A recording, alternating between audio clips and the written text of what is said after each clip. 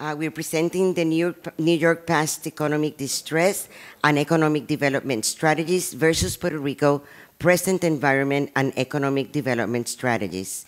To make some statements, we are first going to ask to the podium Assemblyman Felix Ortiz.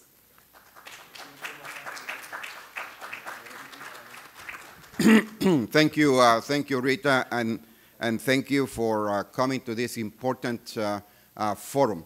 The main purpose why we are doing this forum is because last year, as a result of what's been happening around the country and around the globe regarding the economy and what happened in Detroit, and also as a chair of the Committee on Cities, so I have decided to really do a more detailed studies about what is really happening with our municipalities, what is happening about the economy and the stability of every municipality around the state of New York, and also to have some kind of preparedness to fight back in case some of our municipalities go down.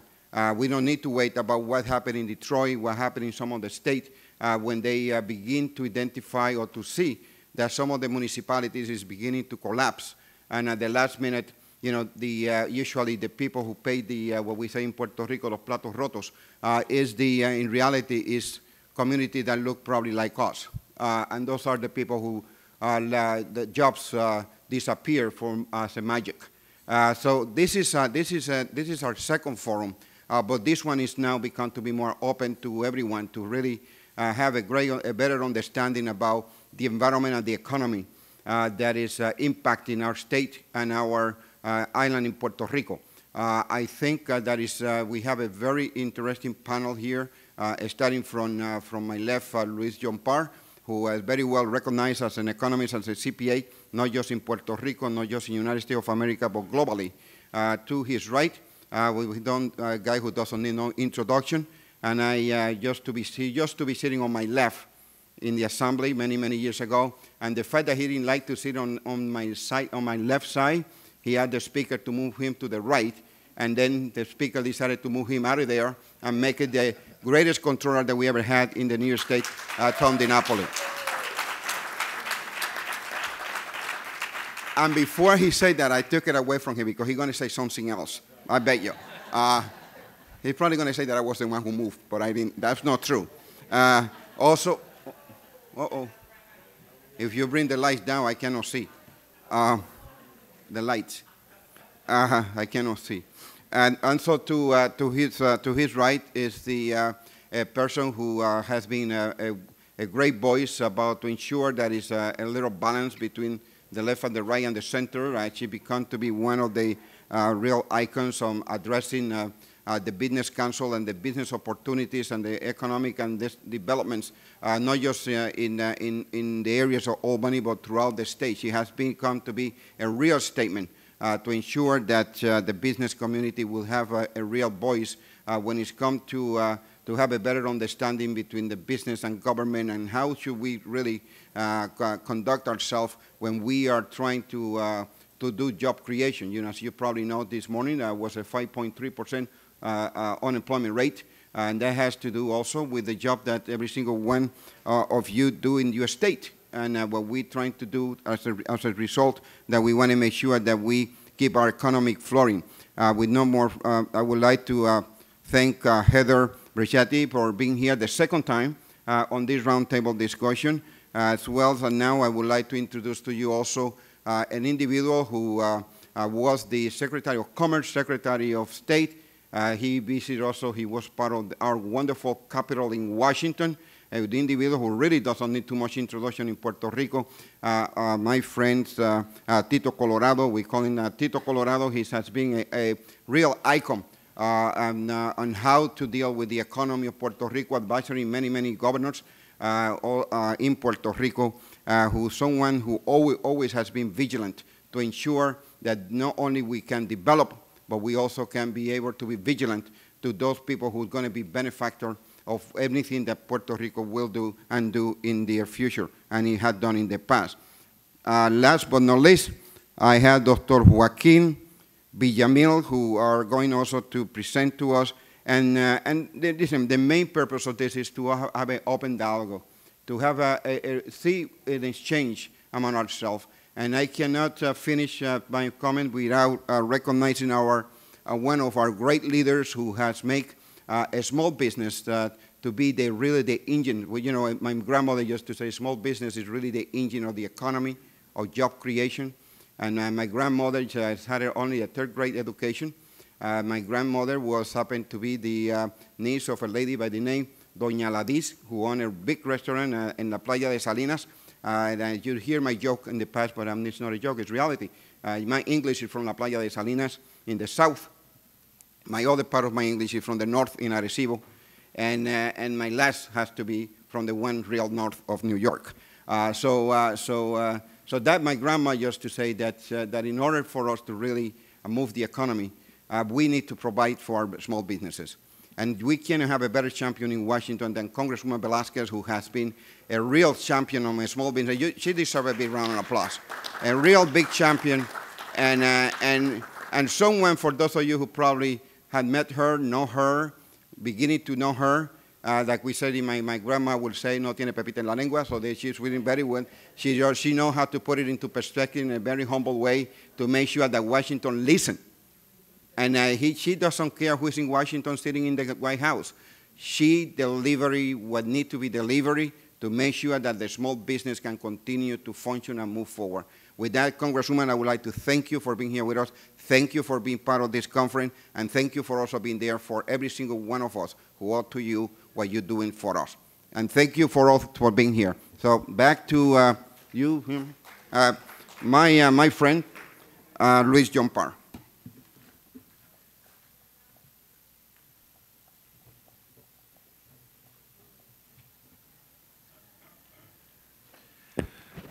Good morning. It's a pleasure to be here, and when we started to conform this panel, Felix told me about what topic to talk, and I think that not just in Puerto Rico, especially for the past 8 years that we are on a recession, but in the States, and as you know, in the whole world, we have fiscal and economic situations different than a lot of years ago. In the US, we can think about the Great Depression in the late 30s, 40s, and after that, how the economy was developed. And one good example is the state of New York.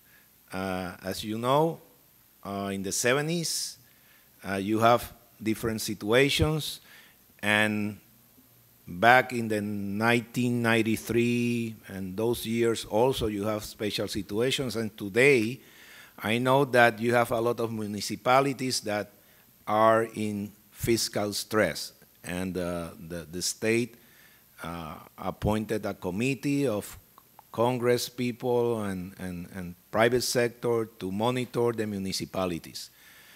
And I think that is a good opportunity to share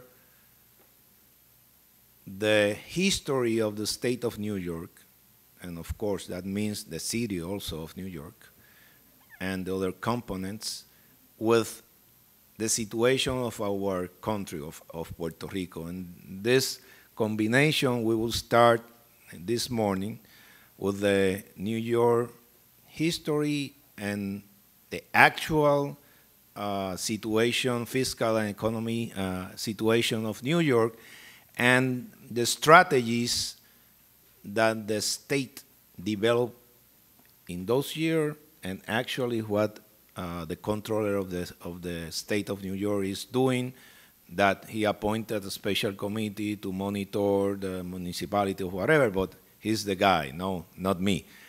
Then after that, we will take and join this history and actual strategies of New York with Mr. Colorado and Mr. Villamil, that we point out about Puerto Rico, the situation of Puerto Rico.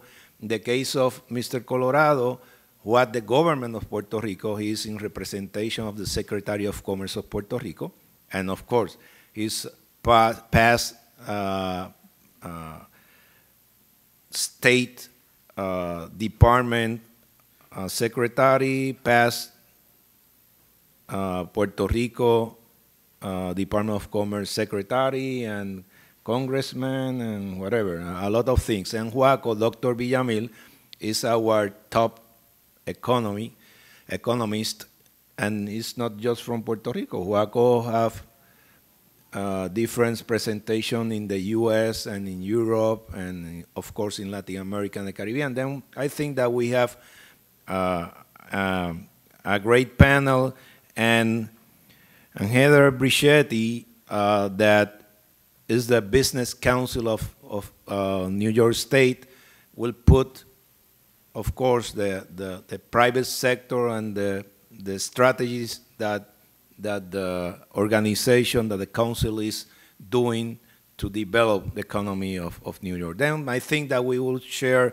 a good experience during this morning, and I want again to start with Honorable Thomas DiNapoli to present with you. Thanks.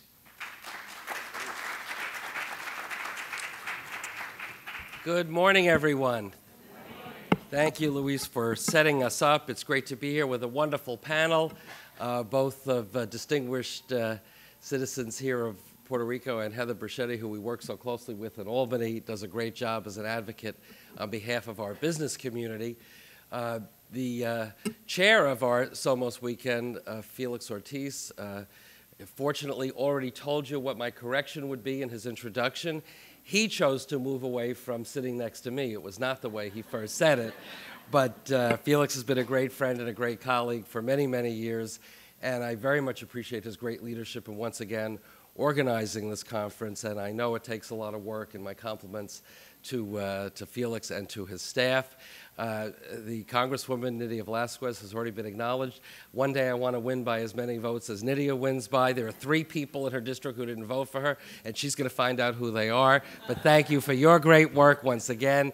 And I also see, my eyes don't see good far away, but they see good close up. And I see another great colleague in government is here, Assembly Member Crystal People-Stokes, who is a very important member of the Assembly and a leader of the Association of Black, Puerto Rican, and Hispanic and Asian legislators. And Crystal, I want to win by as many votes as you win by also. Give her a round of applause all the way from Buffalo, New York. So what I'm going to do, as Luis says, talk a little bit about the New York situation and also talk a bit to set up the comparisons with the situation here, certainly in Puerto Rico. And we certainly know, and we're going to hear more from our local experts about the economic and fiscal situation and the challenges that exist here in the Commonwealth.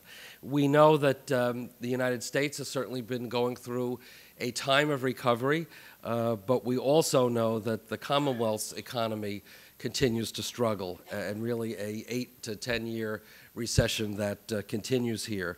The Puerto Rican economy has been shrinking for 8 years. As of August, the island's gross domestic product was the lowest in 20 years. The unemployment rate here is double that of the rest of the mainland United States, and total unemployment has fallen by 21% since 2006. A recent U.S. Census report found that Puerto Rican household income fell by 2.3% in 2013, a sharper decline than any state in the United States of America. And nearly 10,000 Puerto Ricans every month leave the Commonwealth for the U.S. mainland, many in search, obviously, of better economic opportunities. And I know that's an issue for the island, particularly when the youngest people leave. An August report by the Pew Research Center noted that the island saw a net loss of 144,000 people from 2010 to 2013, the largest exodus since a similar period following World War II. There are now 4.9 million Puerto Ricans living on the U.S. mainland, compared with 3.5 million here on the island. Now, we in New York are certainly very, very proud that our state is a magnet for Puerto Ricans who make the choice to move to the mainland. From 2006 to 2012, nearly 1 in 3 island residents who moved to the mainland chose to live in the Empire State. It's positive for New York, but certainly you recognize when talent leaves the island, it doesn't necessarily help the situation here. Puerto Rico's economic and fiscal challenges certainly are not unique. Nations around the world have had similar challenges, and there are similarities, as our moderator indicated, to the situation that we've had in New York historically, and certainly with our own challenge in grappling with the economic and budget fallout from the collapse in 2008 and 2009. I would like to think there are some lessons to be learned to help the situation of Puerto Rico from how we've dealt with that in New York, and I'll share some of those thoughts with you. There's no doubt the Great Recession was an economic earthquake for us in New York State, costing billions of dollars in government revenue at the local level, at the state level, certainly the loss of hundreds of thousands of jobs in our state. Now, 6 years after that Great Recession, the pace of the recovery has been slower than we would have liked in too many regions of our state.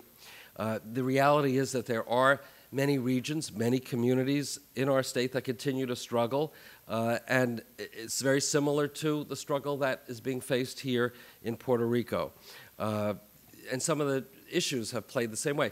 I introduced Assemblymember Crystal Peoples-Stokes. She's from Erie County, includes the city of Buffalo.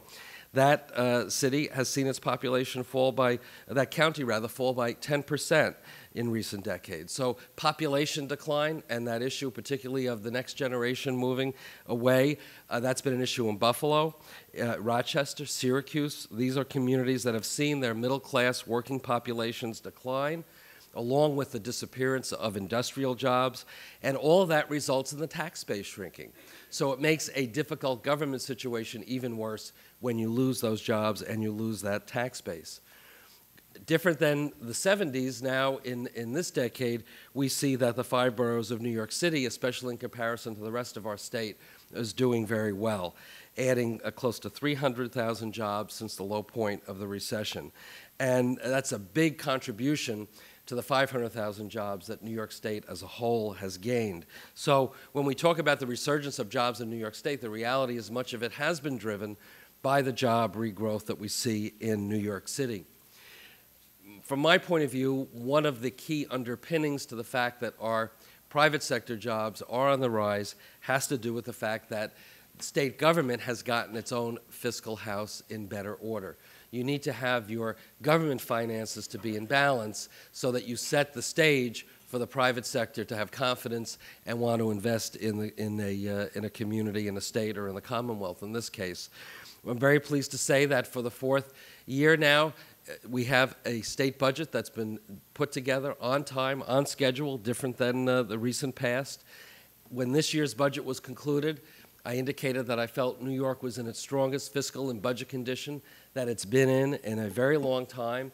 Credit for that goes not to the Comptroller, it goes to the Governor, it goes to the legislature for putting together more responsible budgets, particularly on the front end of the process, more reasonable revenue estimates. In the past, we often had deficits because the revenue estimates were way more optimistic than they could be based on the reality of the money that was coming in. So the reality is the governor and the legislature have made a concerted effort to better align recurring revenue with recurring spending. That doesn't mean that we're out of the woods completely. We still have out-year budget gaps that we have to deal with, but at least in the short run, our budgets are staying in balance, and that's very, very good news. In a similar way, in an effort to deal with the current economic challenges here in Puerto Rico, Governor Padilla has been focusing on the same issue of struggling, making difficult choices to balance the budget, and of course to deal with the debt issue. Over the course of the last 20 months, Puerto Rico has made significant strides, including passing a balanced budget for the first time in 22 years.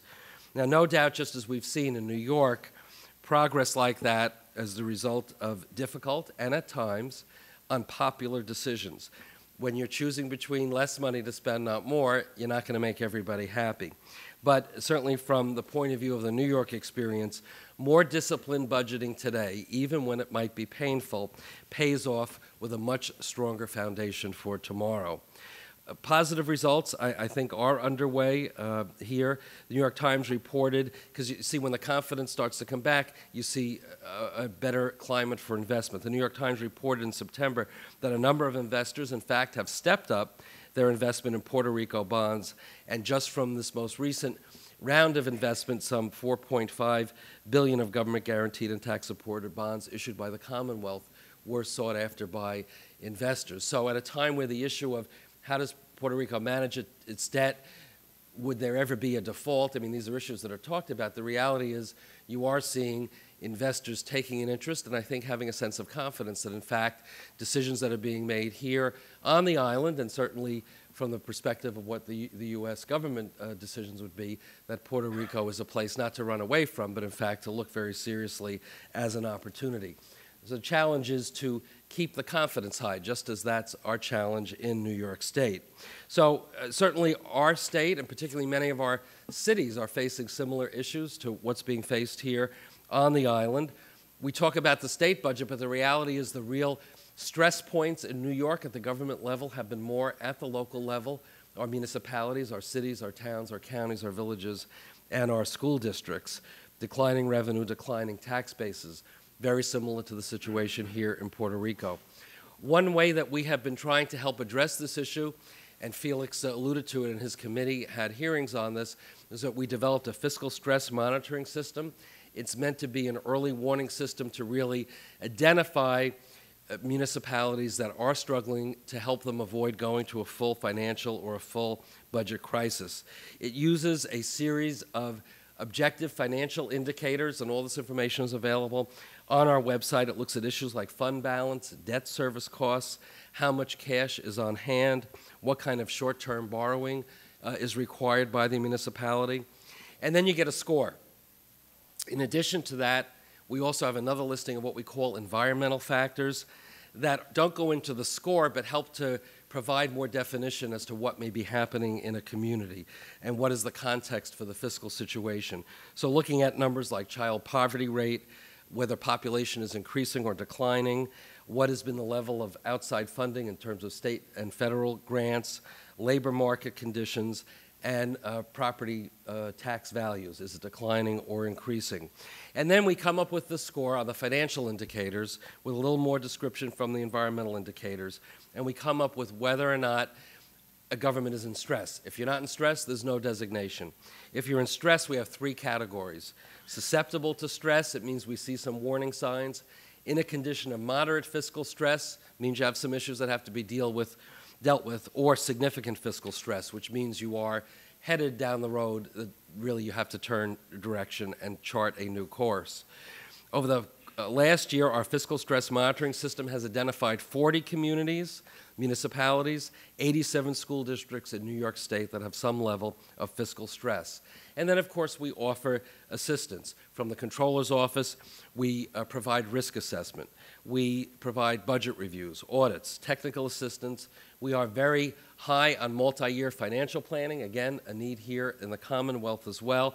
And we offer the techniques and the strategies that will help you achieve that. Training for staff, very, very important, especially for the finance people.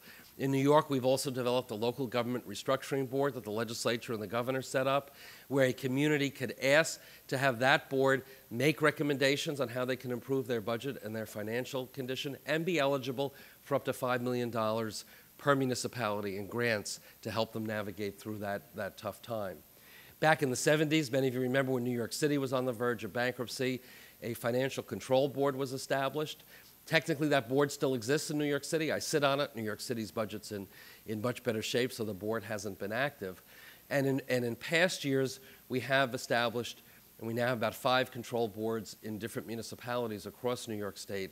The legislature and the governor in the current climate have not been overly anxious to create more control boards that would be, in effect, having input on the decisions of local governments. But where we've had communities that have been on the verge of financial collapse, they've charged my office with the responsibility to review budgets, make recommendations that in effect are binding on the locality. So over the past year, Rockland County, the city of Lockport, they don't have a control board, but they have enhanced oversight from the controller's office. So the reality is that level of additional discipline that comes from an independent group having some review has been part of the New York experience. That's been positive.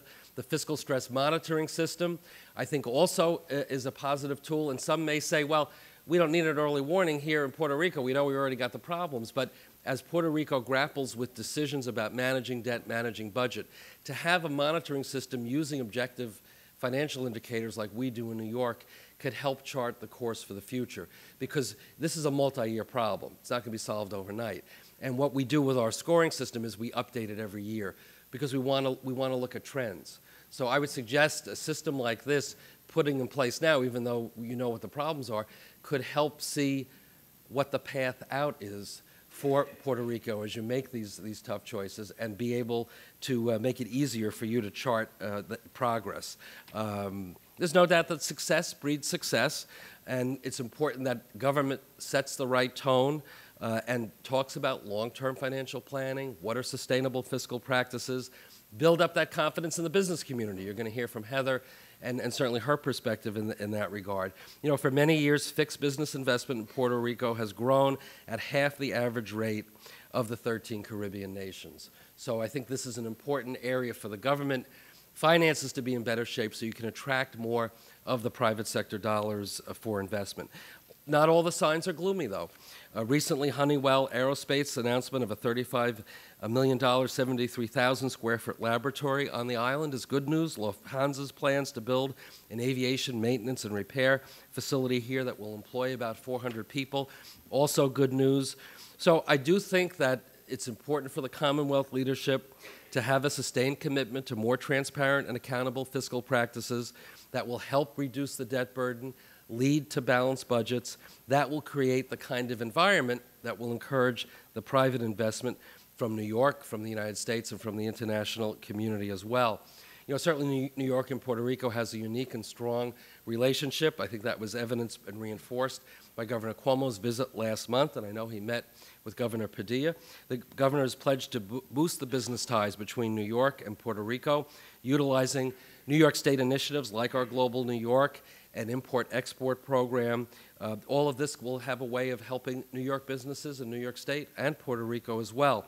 You know, certainly from my perspective as controller, we will be supportive of those efforts. We do have a role with investments through our pension fund. As the investment climate here improves, perhaps there will be greater opportunities for us to invest those pension fund dollars in a way that will make money for our fund and certainly help to strengthen the economy here in Puerto Rico, which will certainly help the overall budget and fiscal climate here. So there are great challenges, but just as we've seen in New York, when you meet the challenges head on, you have an open and honest dialogue. In fact, you can have success, and certainly we want to see success here in Puerto Rico, just like we want to see sustained success in New York State as well. So thank you very much. It's a privilege to be with this great panel.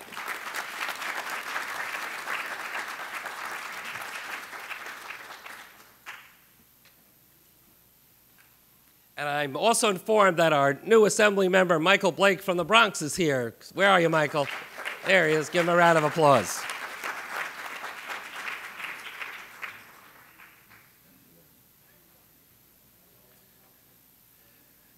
Well, I think that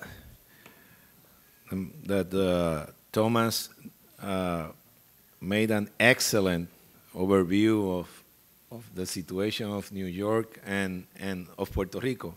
I have some points, and after the presentation of each of one of the speakers, we will open to Q&As, okay?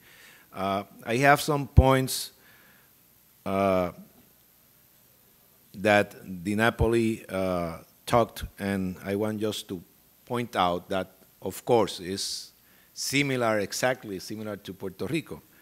Lost jobs, emigration, tax base lower because you have less people, no, in the economy. Then you have a reduced base for taxes. That means that probably you have to increase the taxes.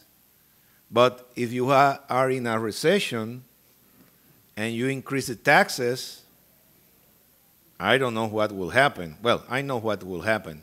Then is not a win-win situation. You need more money for fiscal, but if you increase taxes, you are running opposite to the development of the economy. But that's our point. The private sector confidence is very, very important.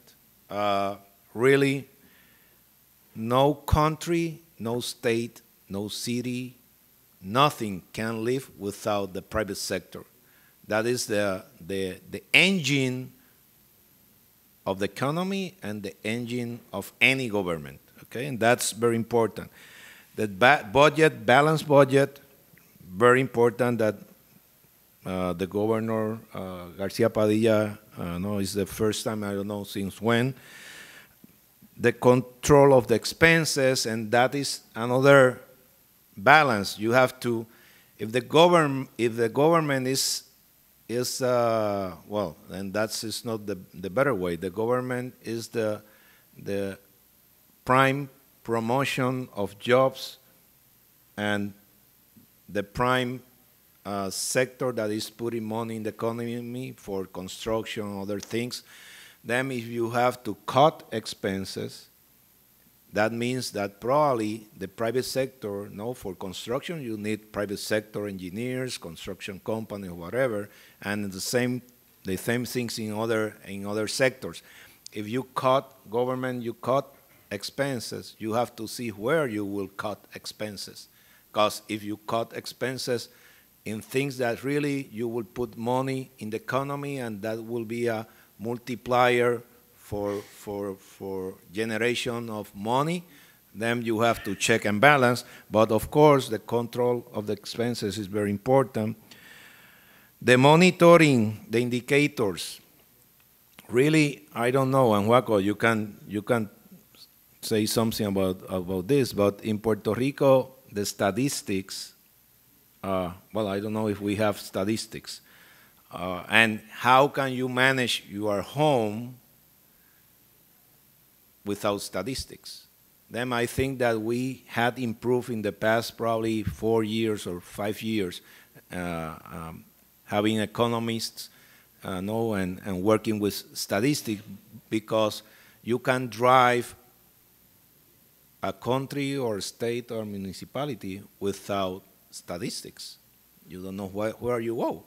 And then it's like being flying without any direction. Then that is very important, and I think that the Government Development Bank of Puerto Rico can do and should or must work with that side of monitoring the indicators of the municipality, to advise the municipalities, and the mayors need to be open and heard about the recommendations.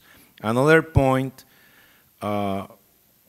is the special committee independent group that was conforming in New York at one time and is still in place, and in Puerto Rico don't exist. And that independent group may help if the government, whichever is the one that is in the government of Puerto Rico, heard the recommendation of that group. I understand that in New York, the government was open to hear about the recommendation of the group.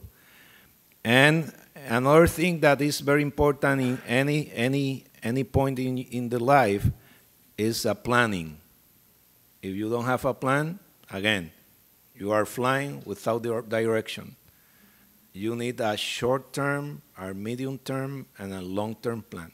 When we compare Puerto Rico with other countries like Singapore, Ireland, or whatever, the big difference is that those countries prepare a plan for 12 years or 10 years, and they change and analyze each 3 or 4 years that things have to be done in that way.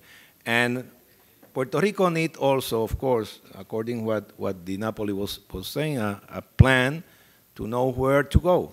And let's see what Tito Colorado and Juaco can talk about that they are the expert in that area, not me. Well, now we will have the opportunity to Heather Briccetti, the President and CEO of the Business Council of the New York State, to put the part of the private sector with the government and how they are working in that area. Heather, please.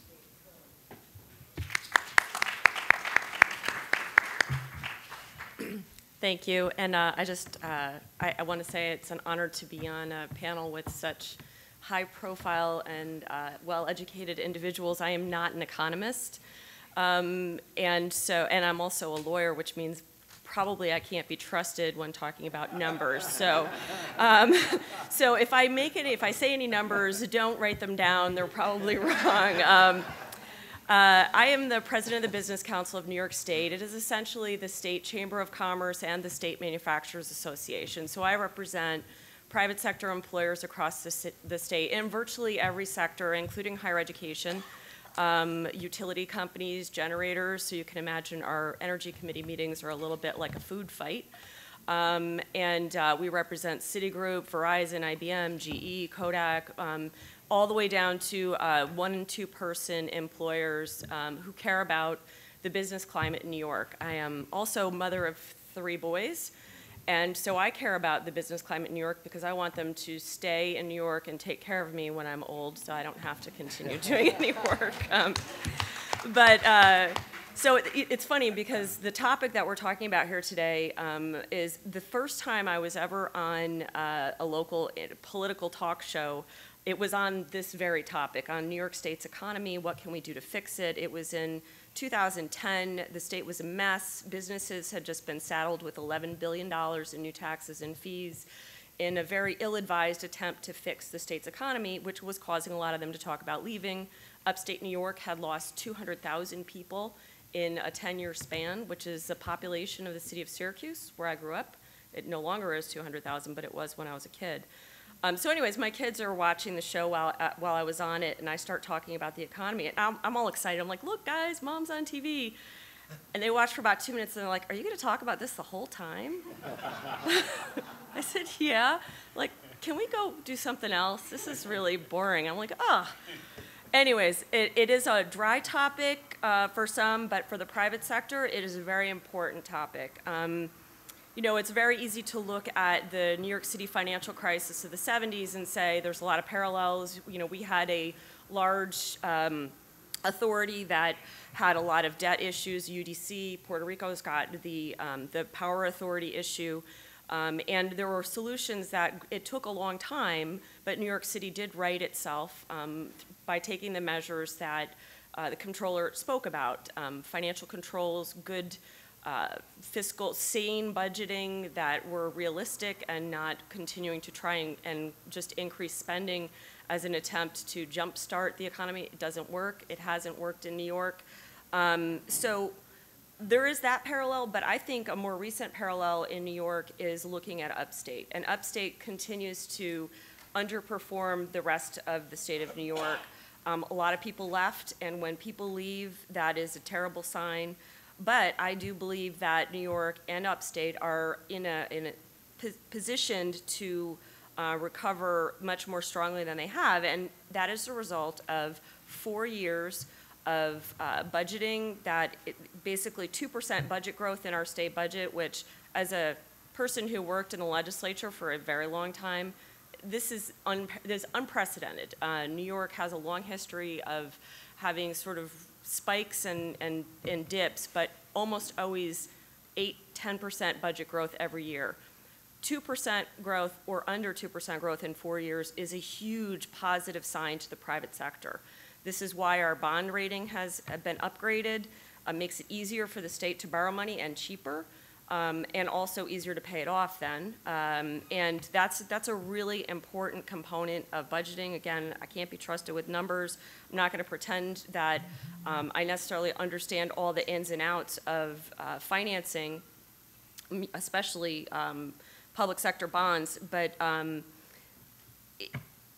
by containing your costs and by having a low cost of borrowing, you are able to do more with the money that you have, instead of having to go out and increase taxes constantly as a way to generate new revenue. The private sector pays a lot of attention to this, and we need stability.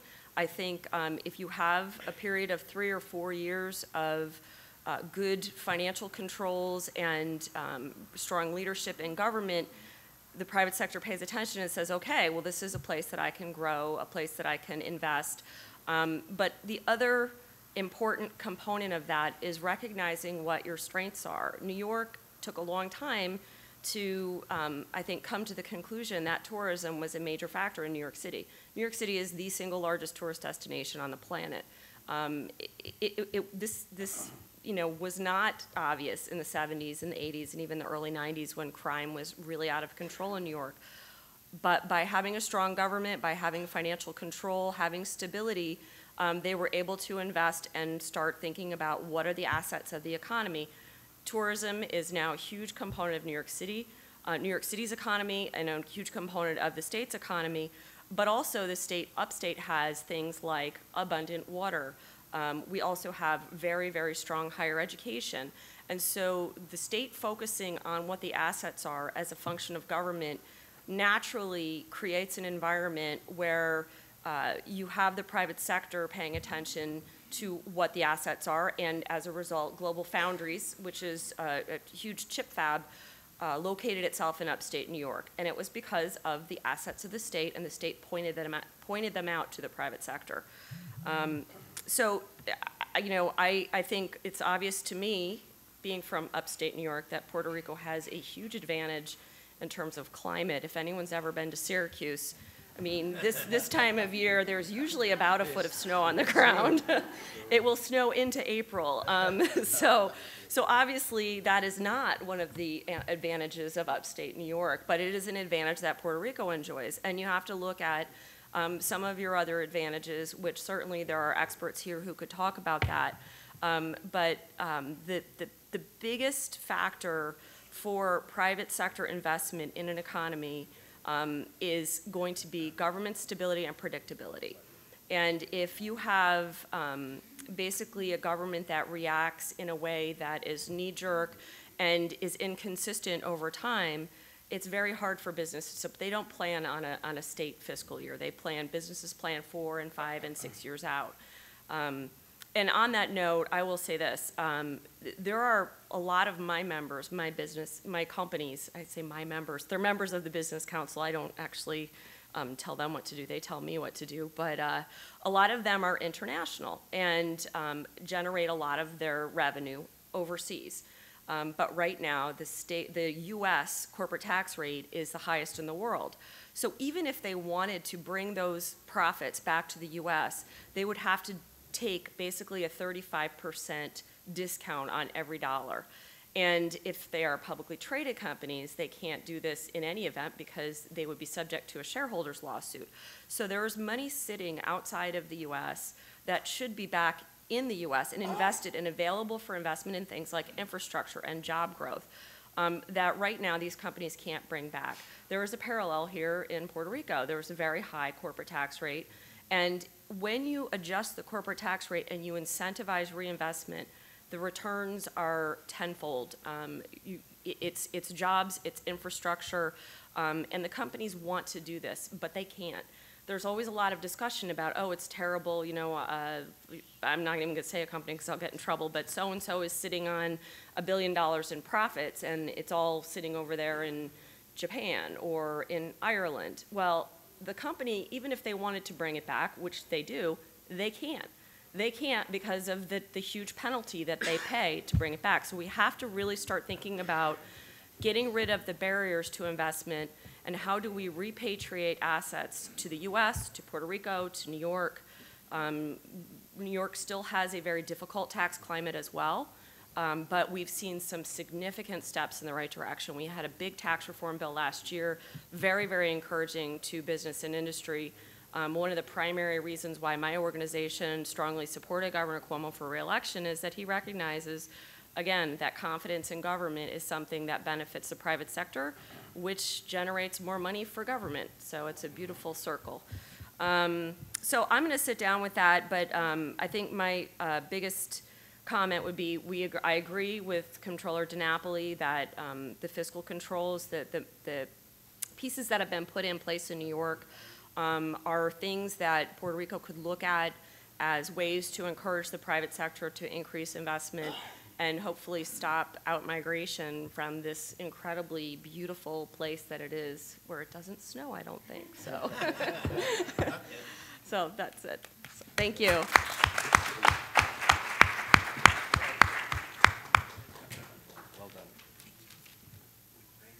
Well, I think that we don't have snow today, although the weather is a lot of rain, no?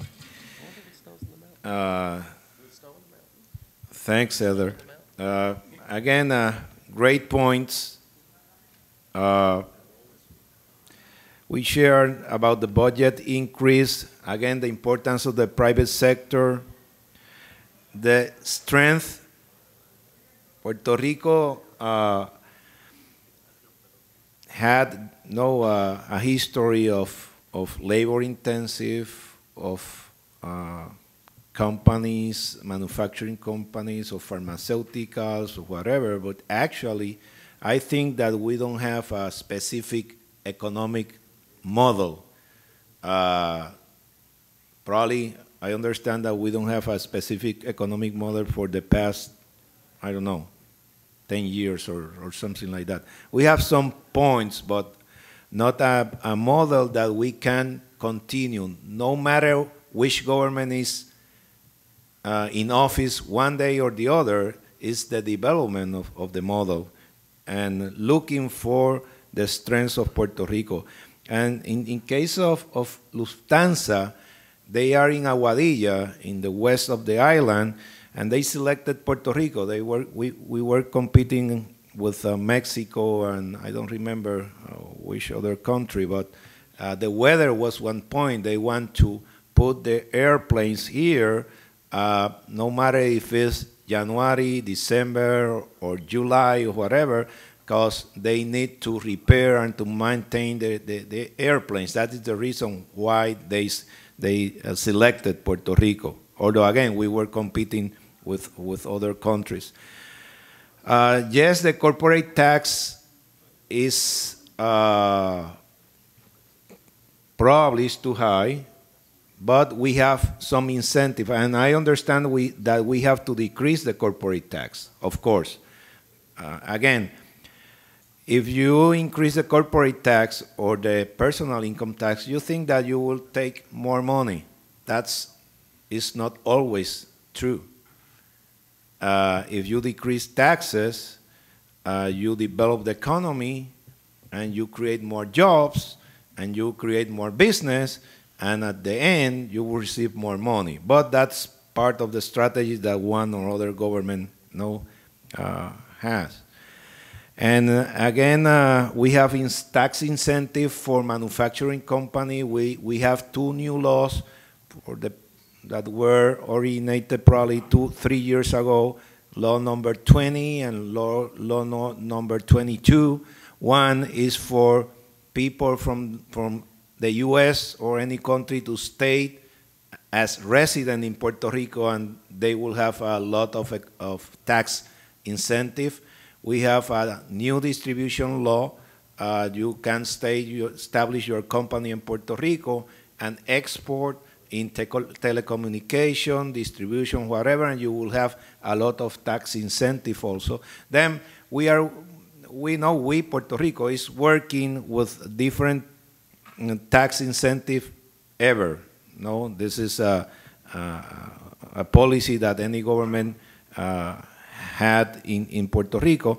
And actually, again, we have different incentives to establish companies in Puerto Rico in regard to taxes. Well, now, one of my master teachers, Mr. Dr. Joaquin Villamil, top economist of Puerto Rico and outside Puerto Rico, will have the opportunity to explain the the situation, the economic situation of Puerto Rico. Baco, please.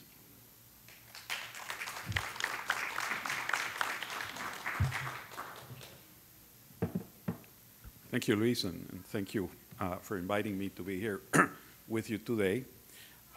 It's a real pleasure. Let me just make one correction, and I'm quoting my wife. She says, I'm one of the top 500 economists in Puerto Rico. There are 240 registered economists. So that gives you an idea of where we are. No, it's a real pleasure. Nice seeing Nidia. First time I saw Nidia was many years ago when she came to a research group we had called CEREP. You remember that, CEREP? And then, of course, we've seen each other many times since. Let me be, when Ann Mulcahy took over Xerox, she gave a speech and she said, she told the story of this farmer. And the farmer found that one of his cows had fallen into a ditch. And she said, well, you know, what happened? He said, well, the first thing you do is you get the cow out of the ditch. Then you find out how she got into the ditch. And then you take the steps to make sure that she doesn't fall in again. Well, in Puerto Rico, the ditch is very deep. And the cow is the economy, and it has fallen into a very deep ditch. And I think if you look back at the last 30, 40 years, there are a number of signs that we should have picked up, particularly in the last 10, 15, 20 years. That the economy had somehow lost its capacity to generate growth. What happened in the mid 40s, 50s, Puerto Rico was very successful, and it was very successful in bringing to Puerto Rico labor-intensive industries. That lasted until roughly the mid-60s, when the then Administrator of Economic Development, Mr. Moscoso, whom I admire immensely, came up with the idea that Puerto Rico could become a petroleum refining center, and that would generate all kinds of downstream activities. And there were some legal goings on about that. But the fact is that that ended in the early 70s with the OPEC embargo, with changes in US legislation, and so forth. And in 1976, Congress approved Section 936 of the Internal Revenue Code and Section 482. And what that did was it made Puerto Rico a very attractive location for research-intensive firms. Why? Well, 482 permitted mainland firms operating under Section 936 to transfer to Puerto Rico the intangibles that were produced from their research activities. So in effect, these firms had triple tax exemption. They had local tax exemption, they had federal tax exemption through 936, and then since research is a cost center and not a profit center, they were also exempted in that sense. So Puerto Rico became a very important, and still is very important, center for pharmaceutical production. That was in the mid-70s. Another thing happened in the mid-70s, and that was the start of a rapid acceleration in federal transfer payments to Puerto Rico. When you look back to 1975, 76, personal transfers were something like 6% of total personal income. It's now around 20%. And that happened, and that basically, those two things, 936 and the increase in federal transfer payments, kept the economy going for a long time. In 1993, President Clinton announced 936 was going to be eliminated. It was in 1996 with a 10-year phasing out period, and nothing else happened. Basically, if you look back at the period between 2001 and today, what happened was this. We had no clear blueprint of where we needed to go.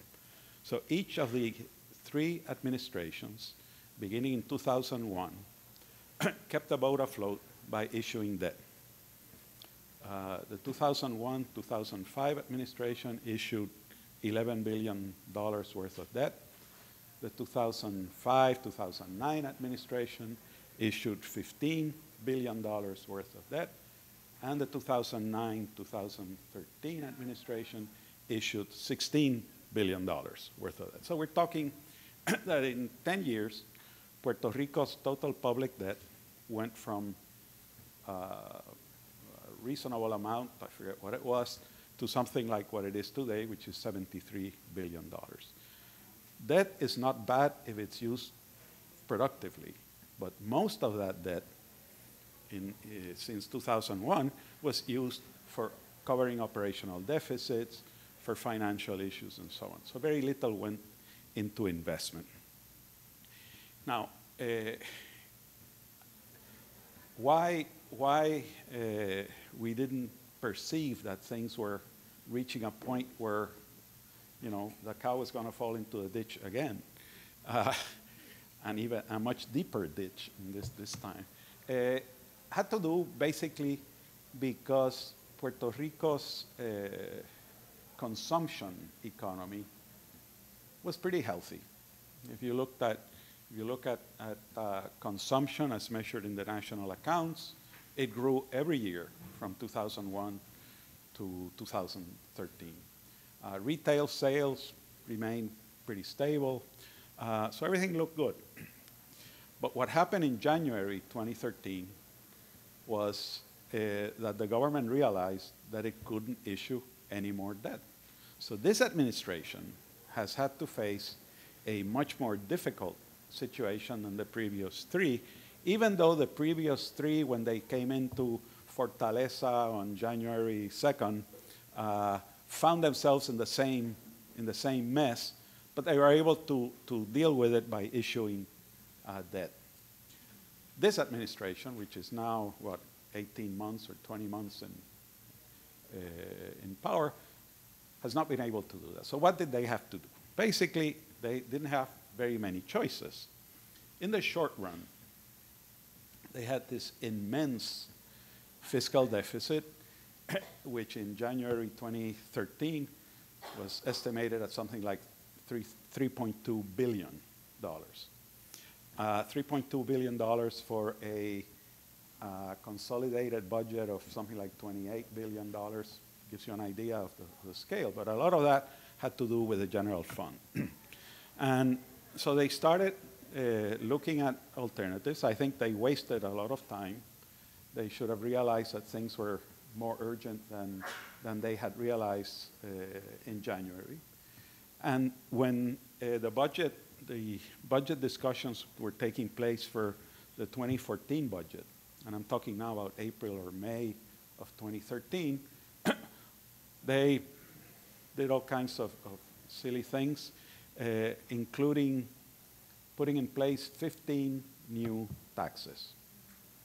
15 new taxes.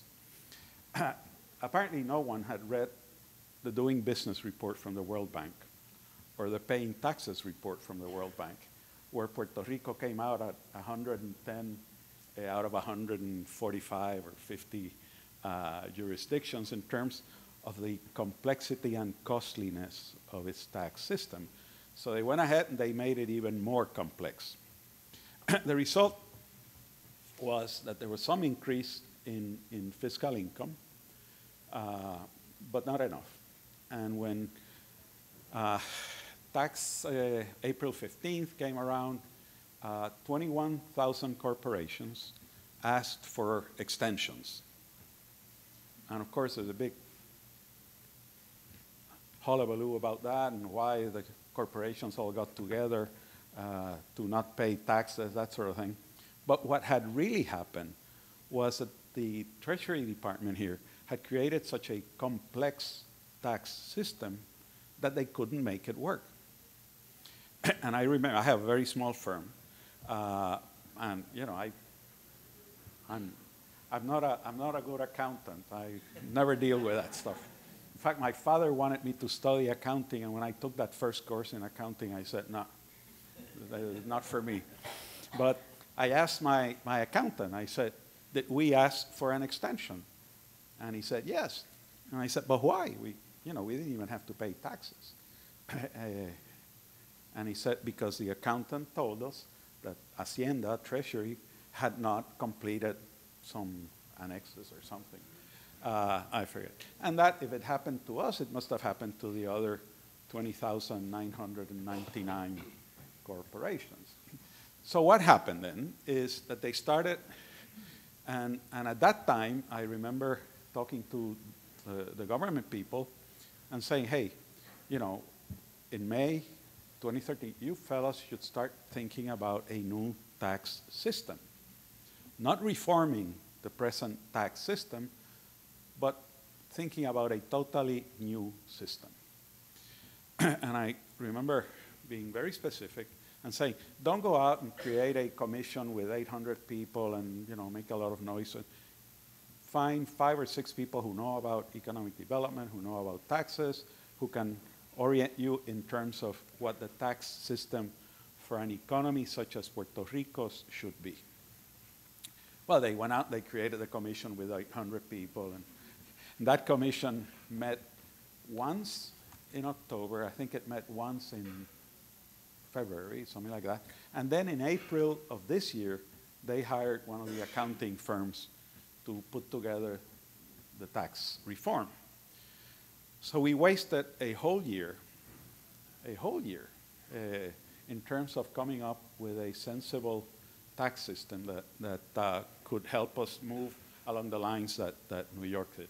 Now, we always talk about the government, but in fact we have just as serious a problem here with the private sector. I was telling my admired friend Tito Colorado before this session that it's amazing that the Manufacturers Association has a conference on solving the island's issues. The Chamber of Commerce has another one.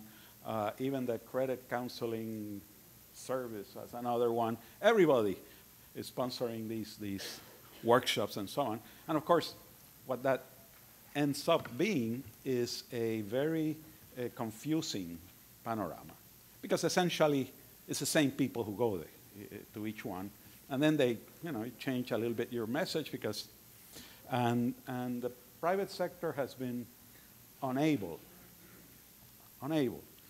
to get its different heads together and do something constructively. There is an initiative that started in the legislature called Juntos por Puerto Rico, which is trying to do that. And as Tito was saying before the meeting, all these associations, MIDA, manufacturers, Chamber of Commerce, all of them should really work through that entity and try to put together a framework for economic development on which there is a broad consensus. So far, that has not happened. And I think that's one of the biggest problems we have in Puerto Rico. We have a private sector, organizations that are focused on their own little area that respond to any government initiative on the basis of how it affects them, not how it affects the economy. And if we don't deal with that, it's going to be very difficult to get this island back to where it should be, because we do have the resources, we do have the people, we have the capacity, we have the experience, and no matter what anybody says, we still have a very competent government structure that can, with the correct incentives and with the correct pressure from the public sector, can probably do a great deal of good. So in general terms, and what I have to say is that the problem is not the government. It's part of the problem, but it's also very much so part of the solution. And the same thing with the private sector. It's, in Puerto Rico, it's very much part of the solution, but it very definitely is part of the problem. Now, where are we and what can we do? Very shortly, very briefly, let me just say that I think one of the urgent things we need to do is to take steps very quickly to get that cow out of the ditch. Puerto Rico has taken the steps needed to straighten its fiscal situation. I'm not in agreement with a number of things, but basically, you know, austerity, getting the budget balanced, all of these things had to be done. What we still need to do is basically put in place a short-term, mid-term, long-term roadmap to get the economy growing again. And there's a very important reason for that. Many years ago, 1970s, Gunnar Myrdal, who's a Swedish economist who won the Nobel Prize, wrote a wonderful article called Circular and Cumulative Causation. What he described there was that once an economy begins to fall into a negative spiral, if you don't take steps to stop that spiral, you're going to end up in a position from which it's going to be very difficult to recover. So my sense is that the urgent thing in Puerto Rico is to put in place initiatives that will get the economy growing again. Growing, economic growth. I know development is much more than that. I know we have to deal with a number of other issues. I have been very vocal about the need for Puerto Rico to move to a two-path economic development strategy. One, maintaining what we have now, the competitiveness, high tech, that sort of stuff, bringing firms from abroad, but also a second path that would run concurrently, that would place its emphasis on job creation, equity issues, and so forth. But in the short run, we need to get the economy growing again, and I think that's where we are. Thank you.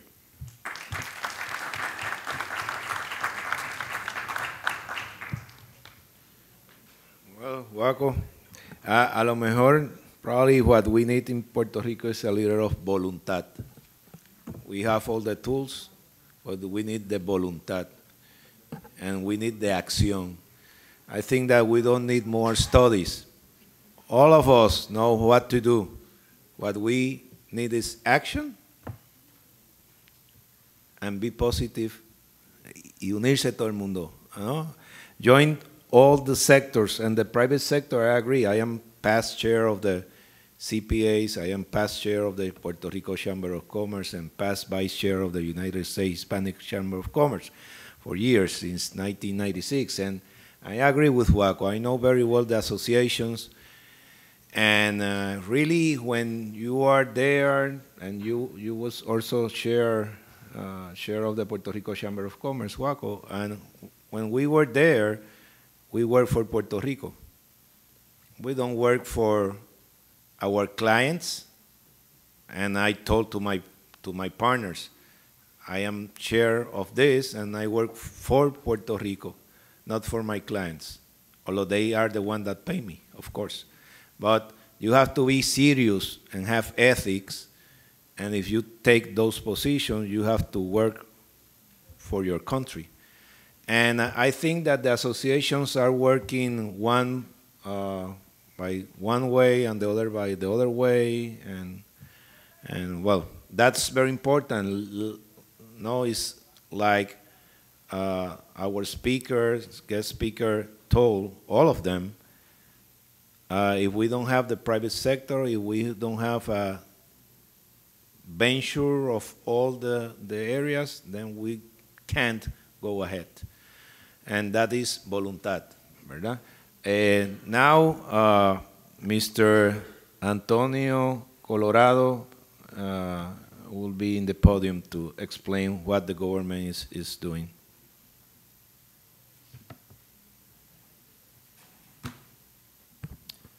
Well, thank you very much, Luis. It's a pleasure to be here, and especially to see my very good friend Nidia Velázquez here back home.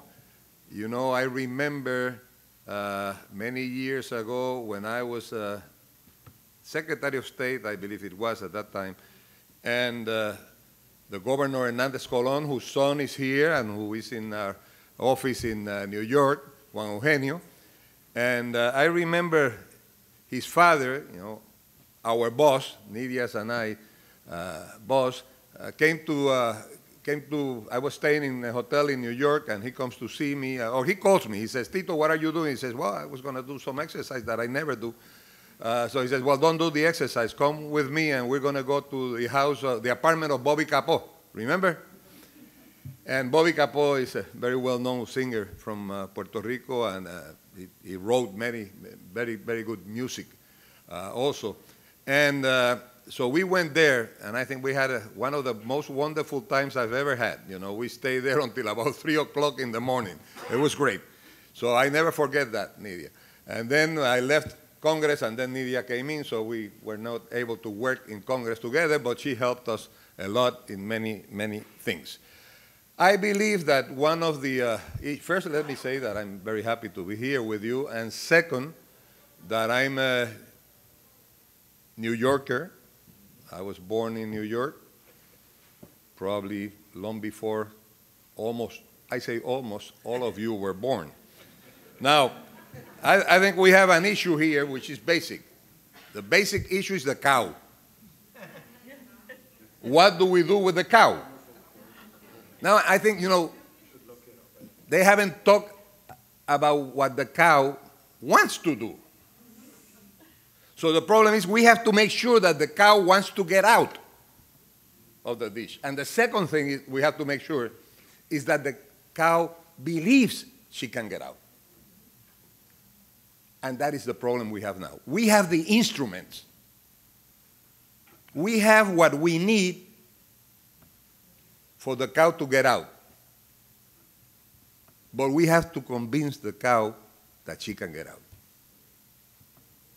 See, the economist, and I'm not an economist, I have a benefit because I am a lawyer, but then when they say the lawyers, you know, normally they don't talk too well about the lawyers, but I studied engineering before. So I said, I'm an engineer, so no problem. somebody else are, you know, the lawyers, I'm not. No, but I believe when we study the economy, we do forecasts, you know, the economists do forecasts, and this is what's going to happen in 20 years, this is what's going to happen in 30 years, and it never happens. But then you start fixing, you know, your forecast as it gets closer, you know, and then at the end, you make it because, you know, you're there, you change. But what Waco says, who is a reasonable economist, is right. We got to get our act together. And I'm glad that in New York we have one component that takes care of everything in the private sector. I'm more from the private sector than from the government. I've been working for almost 50 years now, and about 40 of those have been with the private sector. So I am a private sector person in that sense. I believe Puerto Rico has what it takes. But we have to promote it so that people know that we have it. And we have to make sure that the people from Puerto Rico realize that they can be part of it. I believe that is our problem at this time.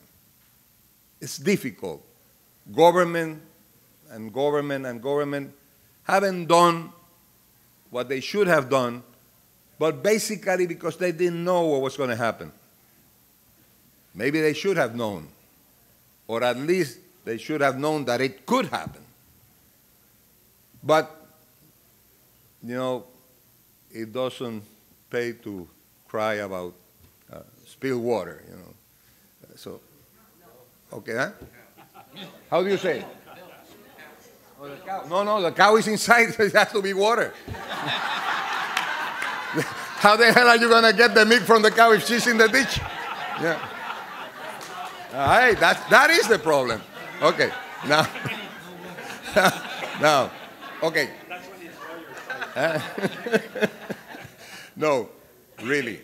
You know, Puerto Rico has, in its relationship with the United States, as you know, Commonwealth, somebody call it a colony, whatever you want to call it, it doesn't matter, really. It's Puerto Rico. And most of you, one way or the other, relate to Puerto Rico, and you are here in Puerto Rico. And Puerto Rico has a special relationship with the United States, which gives us a benefit, which is we don't pay federal taxes. Why? Because no taxation without representation. Therefore, we don't have full representation in Congress.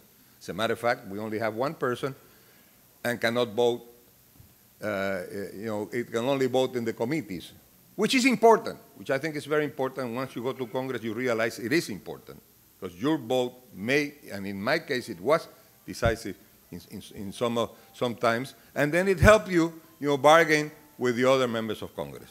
So at that time, we only had a Puerto Rican, it was Jose Serrano.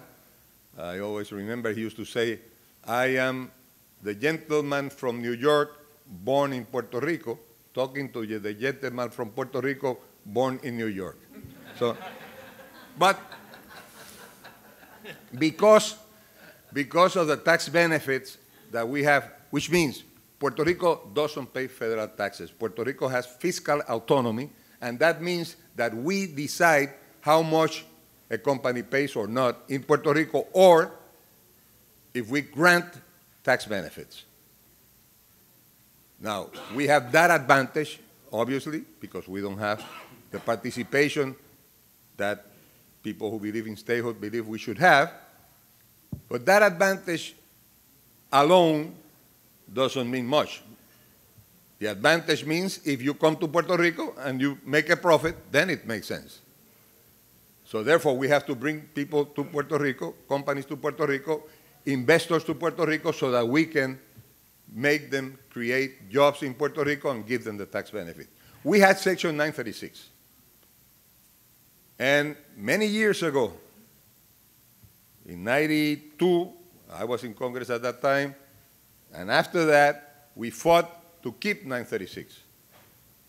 But for many reasons, including some people that didn't believe that it was necessary, it was taken away from us. I remember going to Congress and talking to my very good friend, Charlie Rangel, telling him, you're not going to get the money that the accounting office says you will get, and we will lose 60,000 jobs. Well, we have lost 100,000 jobs in manufacturing, direct jobs in manufacturing. Specifically, I would say 90% of it because of the decision of eliminating Section 936 for Puerto Rico. Now, again, I'm not going to cry about spilled water. No, the reality is that we still have things that we can offer. We have a number of programs. I will mention them very fast. I don't want to go too much in detail. If you have any questions later on, you let me know. And I will be here tomorrow also, talking about one of these sectors, which is medical tourism, which I think is important. Now, as you know very well, you're from New York, you know that Puerto Rico is part of the United States. Therefore, when you're in Puerto Rico, none of you have to show your passport except for identification, maybe. But you don't need no visa. You come to Puerto Rico and you go back to New York the same way, no problem. The same way if you go to Dallas or you go to California or whatever. So what do we have? What do we have to offer? We have to offer the tax benefits that I mentioned before for different areas of investments. And I will mention those very fast also because probably you know, and if you don't know, you can later on ask me. First of all, we have manufacturing. Manufacturing has been really the spinal cord of Puerto Rico for many, many years. And as part of our economy, it's about what, about 41% now, 40%? Huh? 48%. 48% now. So that means really most of our economy depends on manufacturing, still at this time, even though we have lost so many jobs. So we have a tax exemption benefit for manufacturing, which basically is 4% tax. You can produce the products in Puerto Rico. Products which are produced in Puerto Rico are products manufactured within the United States. Therefore, they can not only go into the mainland, they can also go into Mexico, into Canada, into Central America, into South America, some of the countries, Colombia, Chile, and Peru. So that's manufacturing, and that's, as I said, that has been our backbone for many, many years. Foreign corporations in Puerto Rico, you know, are entities that are not taxable in the United States on their Puerto Rican source income. That means if you have a corporation, you register it in Puerto Rico, you have a profit, that profit, if it's from Puerto Rico sources, doesn't pay taxes in the United States, in the, you know, in the mainland. And as I said, Puerto Rico manufactured products are made in the USA. I said Puerto Rico enjoys the benefits of all of the treaties, free trade agreements that the United States has. In addition to the manufacturing, we have some other areas which are important, and I would say, I would talk about what I think is going to be the future of Puerto Rico. We have a very important thing that happens in Puerto Rico, which is that federal transfers to individuals make it not attractive for Puerto Ricans to work at minimum wage. Therefore, we have a participation, a labor participation in Puerto Rico less than 40%, about 39%. That really means that of the people who could be working, less than 40% are working. I don't know of any other country that has such a low participation in the world. But why? The reason is if I get, you know, I would require to make more than $1,200 maybe a month for it not to be more attractive not to work. That is wrong. That is wrong. In the States, you know, it's not comparable because the economy is better, even today. So what do we need to do then? Then we have to try to create jobs which pay more. Obviously, the people have to be trained. They have to be technicians. They have to be engineers, which we have the best. So we have certain areas that we have to develop. Now, we have tourism development, and there are some benefits there. We have international insurance and reinsurance, International Financial Act. These are all types of investment that you can do in Puerto Rico, export those services outside of Puerto Rico, including the United States, and pay very low taxes. Now, we have two laws that were mentioned before, Act number 20 and Act number 22. And 20 is basically talking about services, basically. We're talking about services. It means that those projects where you, in Puerto Rico, produce a service that is sold outside of Puerto Rico, you have a tax exemption of 4%, or pay a tax of 4%. Now, I want to mention one company alone, Honeywell. Honeywell is in Puerto Rico. 7 years ago, Honeywell didn't have any employees in Puerto Rico. Today, it has close to 900. Just in servicing companies which are outside of Puerto Rico, including their own. So they started doing aerospace, you know, advice and information and getting things done for their companies in other places. But now they are selling marketing, accounting, and even legal services from Puerto Rico.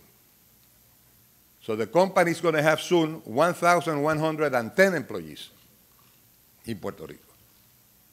And these are top engineers, accountants, lawyers, et cetera, et cetera. Now, none of them earns minimum wage.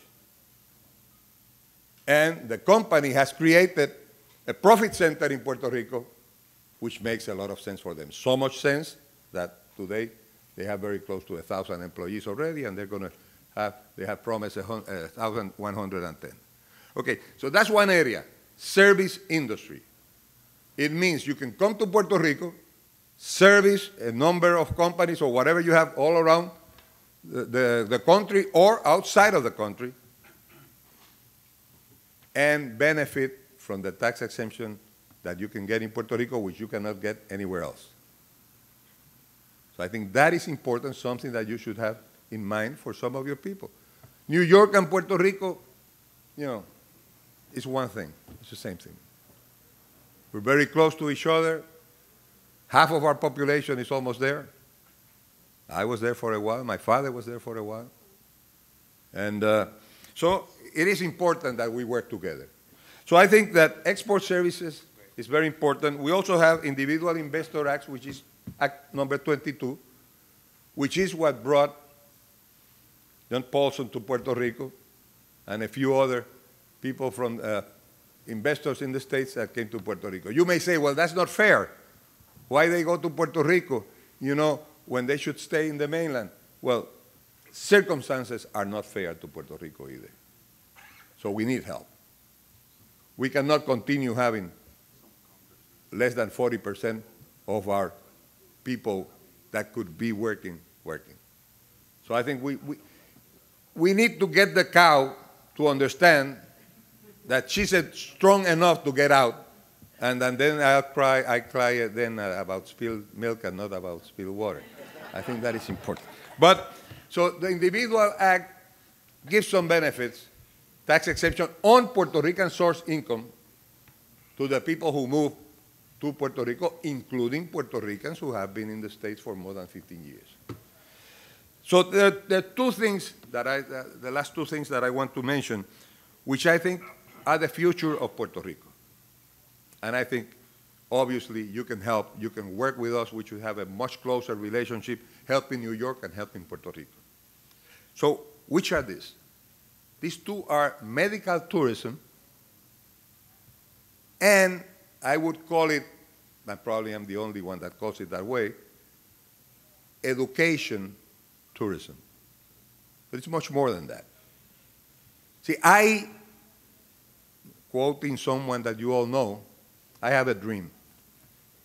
And my dream is that Puerto Rico is looked upon as as education and health.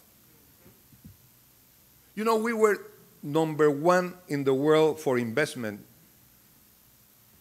in 1989 when I was in charge of economic development. Now we're number 47, I think. We went down from 41 to 47. There was a different entity at that time. It was in Buffalo, really, where the studies used to be made by a company in London, I think it was. And they said that Puerto Rico was, you know, one of the top places to invest in the world at that time. So what I'm saying is I would like to see that coming back to us, but with an image that Puerto Rico is education and health.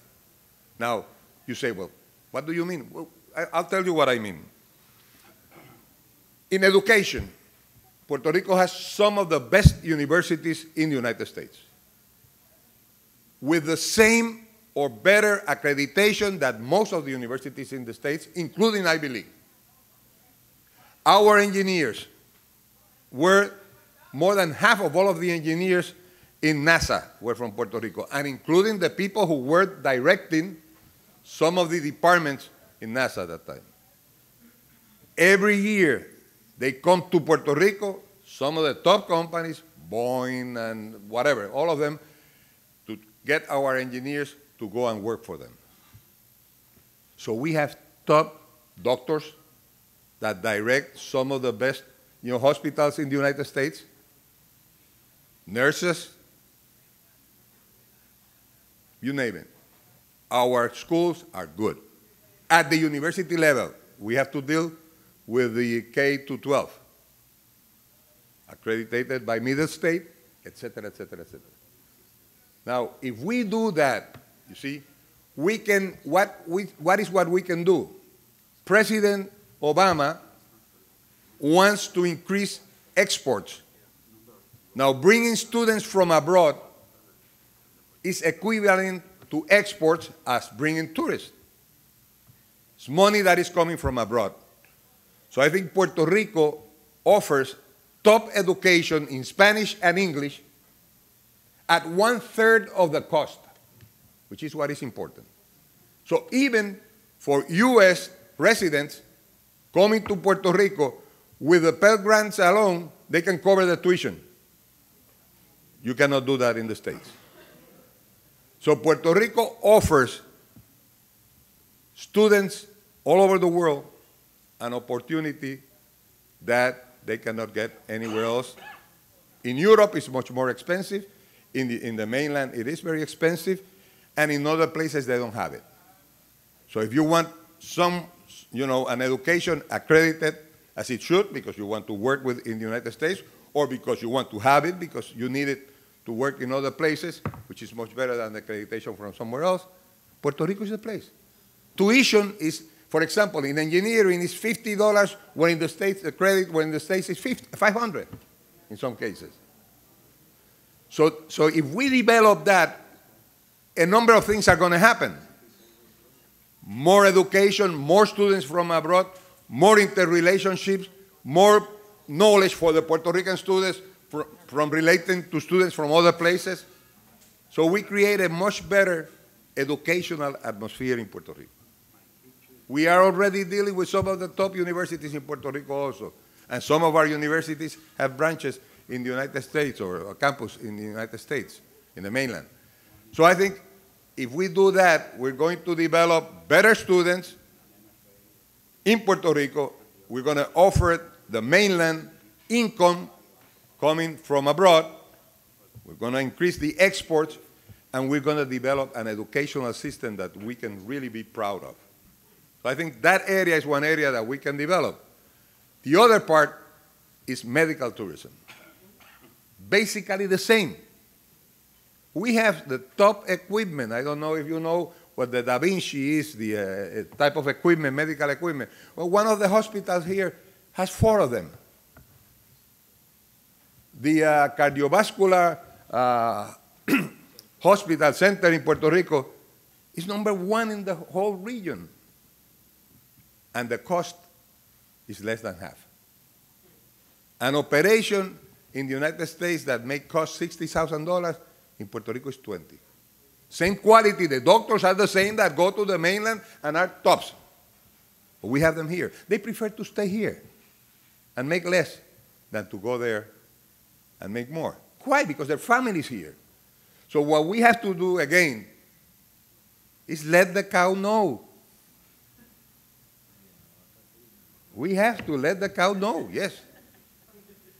And I start by letting you know. Then you help me go to the cow. But again, tourism, medical tourism, preventive medicine. We've been talking to Johns Hopkins. I've been talking to the person who's a very good friend of mine.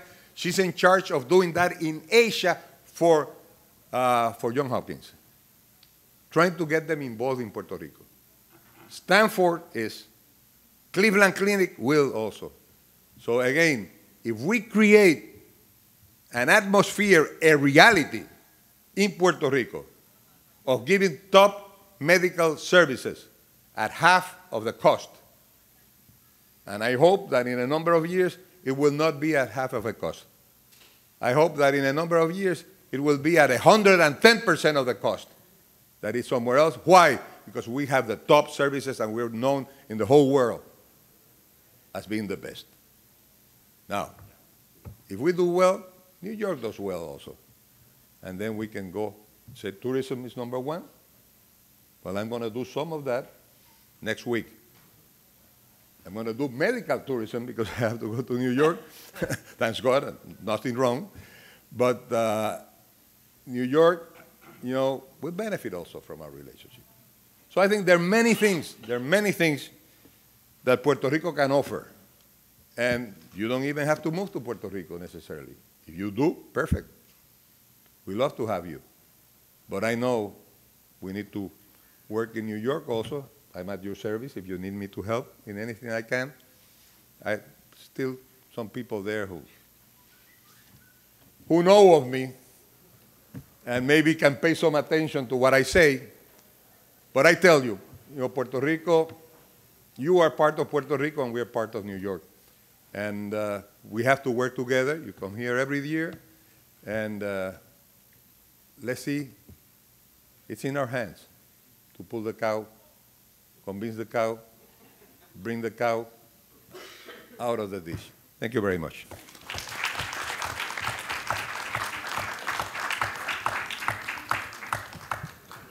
Let's look for the cow. Well, Q&As, do we have? Okay, okay. I don't know if we have a microphone there. We have a microphone?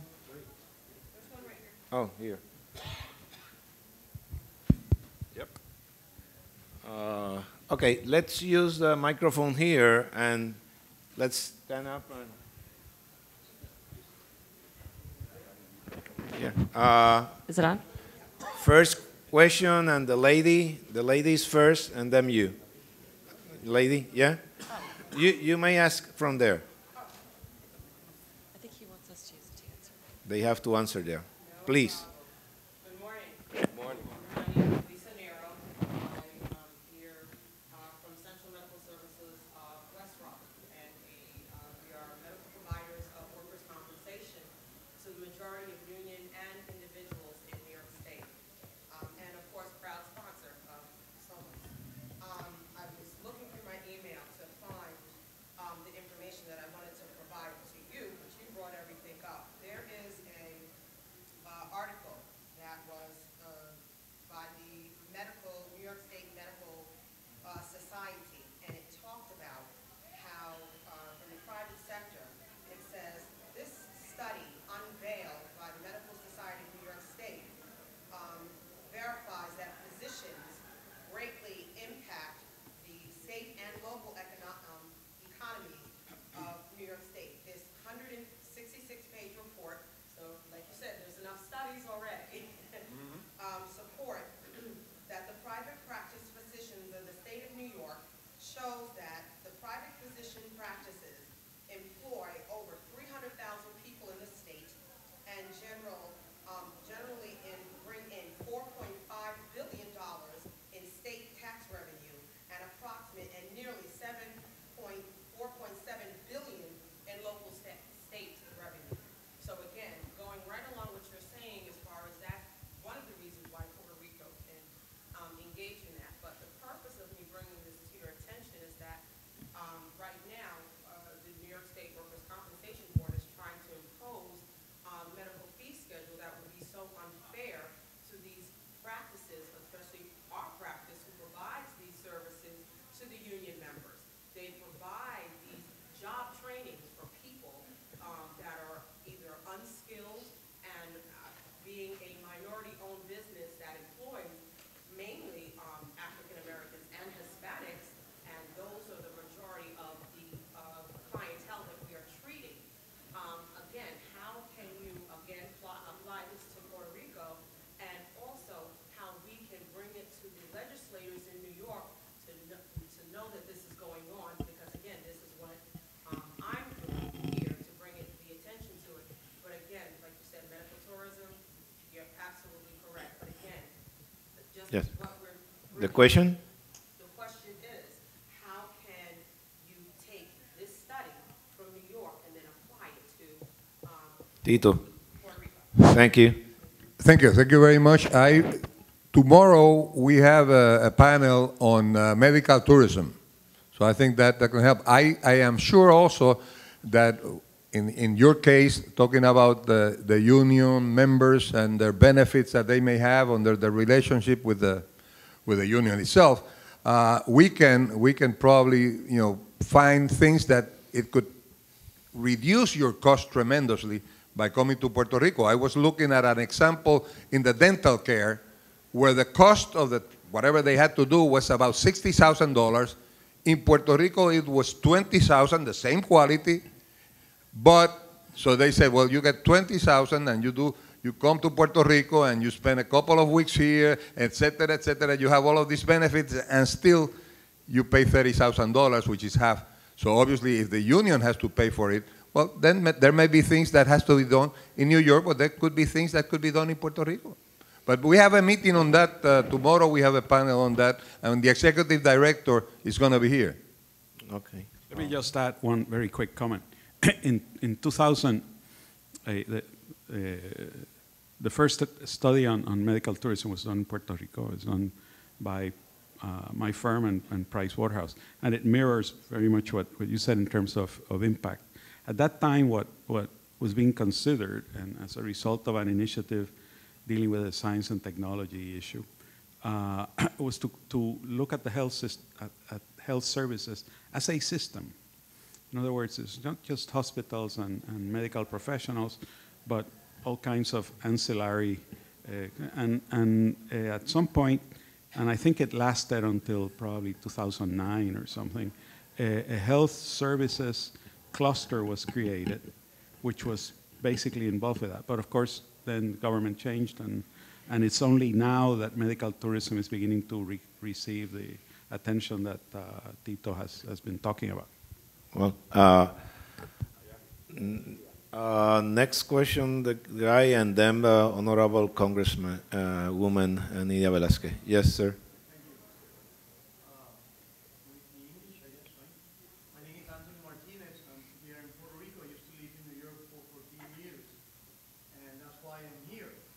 I remember going to some of the Chamber of Commerce activities, and we used to like to have results. How much money we brought to how much money was trade, or how much money people were able to put together in terms of business. One company bought something from another, or something like that. I'm thinking about Somos for so many years, and in the past year I've been coming to Puerto Rico, and I wonder how we can actually not only address the issues and so on, but also at the same time bring maybe to the attention to the government that we have been thinking about results, and maybe as Somos be able to let's say bring 1, 2, 3, 4, 5 of these solutions that we just been discussing, and using the power of Somos to kind of empower people, telling government, look, Somos is saying in this community that maybe some of these solutions could be taken, and they can probably listen to Somos. You know what I'm talking about? And that's, instead of a question, I just want to add up to whatever issues have been saying from everyone, that we need to take steps, but at the same time, the power that Somos had, I think we should take it into consideration. Okay, thank you. Thank you. We are not. We welcome that. We welcome we that. Are not. We are I'll not give you my from- card so that. We are not from Somos, but Somos had come to Puerto Rico for the last, I think, 15 years, 20 years, or whatever, and had meetings with the governor and with the Department of State secretary and whatever. I think that probably this conference may help in in a new strategy to go and support Somos in the economic situation that has Puerto Rico. Vamos a ver, le diremos a Somos. Congressman Nidia Velázquez. An honor to have you here. Thank you, and a great presentation. Thank you so very much. I just want to say something here that is part of the history. When in 1992, 1993, they wanted to repeal 976, remember that we passed the budget by one vote, and that was my colleague from Pennsylvania, and she lost, right? Because the Republicans started to say, you're going to lose, because she was the only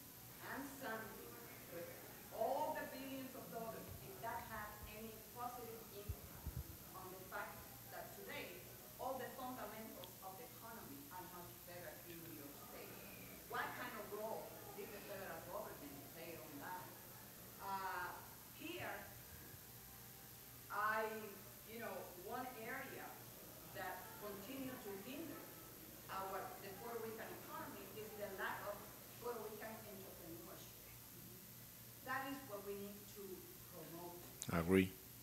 entrepreneurship that is native, that is owned by the Puerto Rican people. And in doing so, access to capital is access to opportunity. And that is one area where the federal government must do better. There is one area where venture capital must play a role in the Puerto Rican economy. Because los días de la cota de las vacas gordas, Otra vez la vaca. Esa es la misma de Juaco. Is the same one de Juaco? that is more conservative, all that federal programs will continue to suffer, and therefore the impact on Puerto Rico is going to be much greater. Three points just to mention, Nidia. I had asked myself why, when the Congress started to, before 936 was 931. And since that 1990 something, we in Puerto Rico know that something was going to change and never did nothing. I don't know why. And when came 1996, we did nothing. And we have a phase-out period of 10 years, and we did nothing. And we arrived to 2006, and we did nothing. And I don't know why we don't prepare a new model if we don't have the 936, but that's part of, I am depressed sometimes. And that is, actually, that is on the way. I don't know where we will arrive, because there is a lot of very powerful interests that are trying to not to move ahead. And about the native companies, again, always the government strategy is for multinationals, and that's okay. But never I read that the government, no government, any government, had a strategy for the native companies that is capital the state in Puerto Rico and don't live from Puerto Rico. I agree with you. I'm sorry, but that is not true. I'm sorry, but that's not true. No. Many years ago, and still now, we're working, trying to get the small companies. Well, now is a strategy for now and before. There's always been a strategy. No. Okay. It's not fair. It's not fair to say that because it's not true. Now, maybe we haven't done enough. And most of the time I've been out in the private sector. But, for example, when I was talking about service industry, I was talking about Honeywell.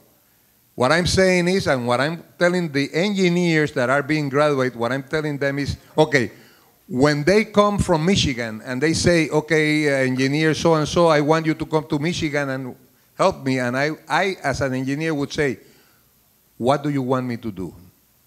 Okay, I want you to work on this issue. I can do that from Puerto Rico. Now, I can do it in two ways. One of them is I can get a group for you of engineers and technicians, and I will charge you for my services. So I will create a tax-exempt profit center in Puerto Rico for my group. That's one alternative. That's a reality. That can be done. That we have to teach the cow. We have to teach the cow that the cow can do it. That's one issue. Now, the other thing is he can say, okay, you want to create a profit center. Well, let me be in Puerto Rico. I will get the people for you. It will be your corporation, and you will create a profit center like Honeywell is doing. Okay, so there are alternatives. All of the benefits that we have in our tax laws are available for the small industry in Puerto Rico or the small company.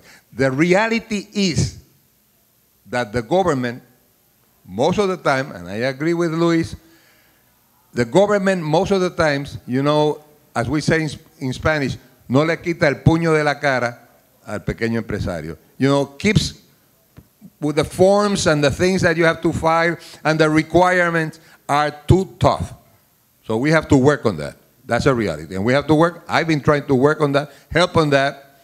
And I think, yes, the backbone of our economy should be like it is everywhere else. The small business. The small business, yeah, I agree. Correct. Okay, a question here. And a question, the lady, you, the lady, and you then. Okay. And we have to conclude. Yep. I just wanted to echo what's been said so far by the congresswoman and some of the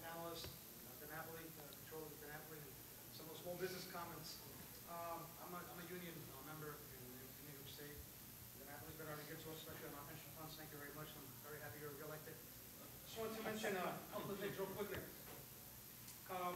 When we fly into Puerto Rico, we don't fly into an airport that's owned by Puerto Rico. It's owned by a private partnership that's actually owned by the Mexican company. Sorry, No. you're wrong. No. The ownership of the airport is the government of Puerto Rico. Puerto Rico. The management is Mexican. It's a management. Yeah. It's our property. It's an APP. It's not technically a Or- public-private partnership, but that's key. That's Like correct. it is in many APP. places in the United States also. But there's been a long-standing problem with privatization in Puerto Rico, which has led to a lot of these crisis critical junctures that we have right now. Let me just say my point. For instance, just yesterday I found out that the Department of Transportation is out of money.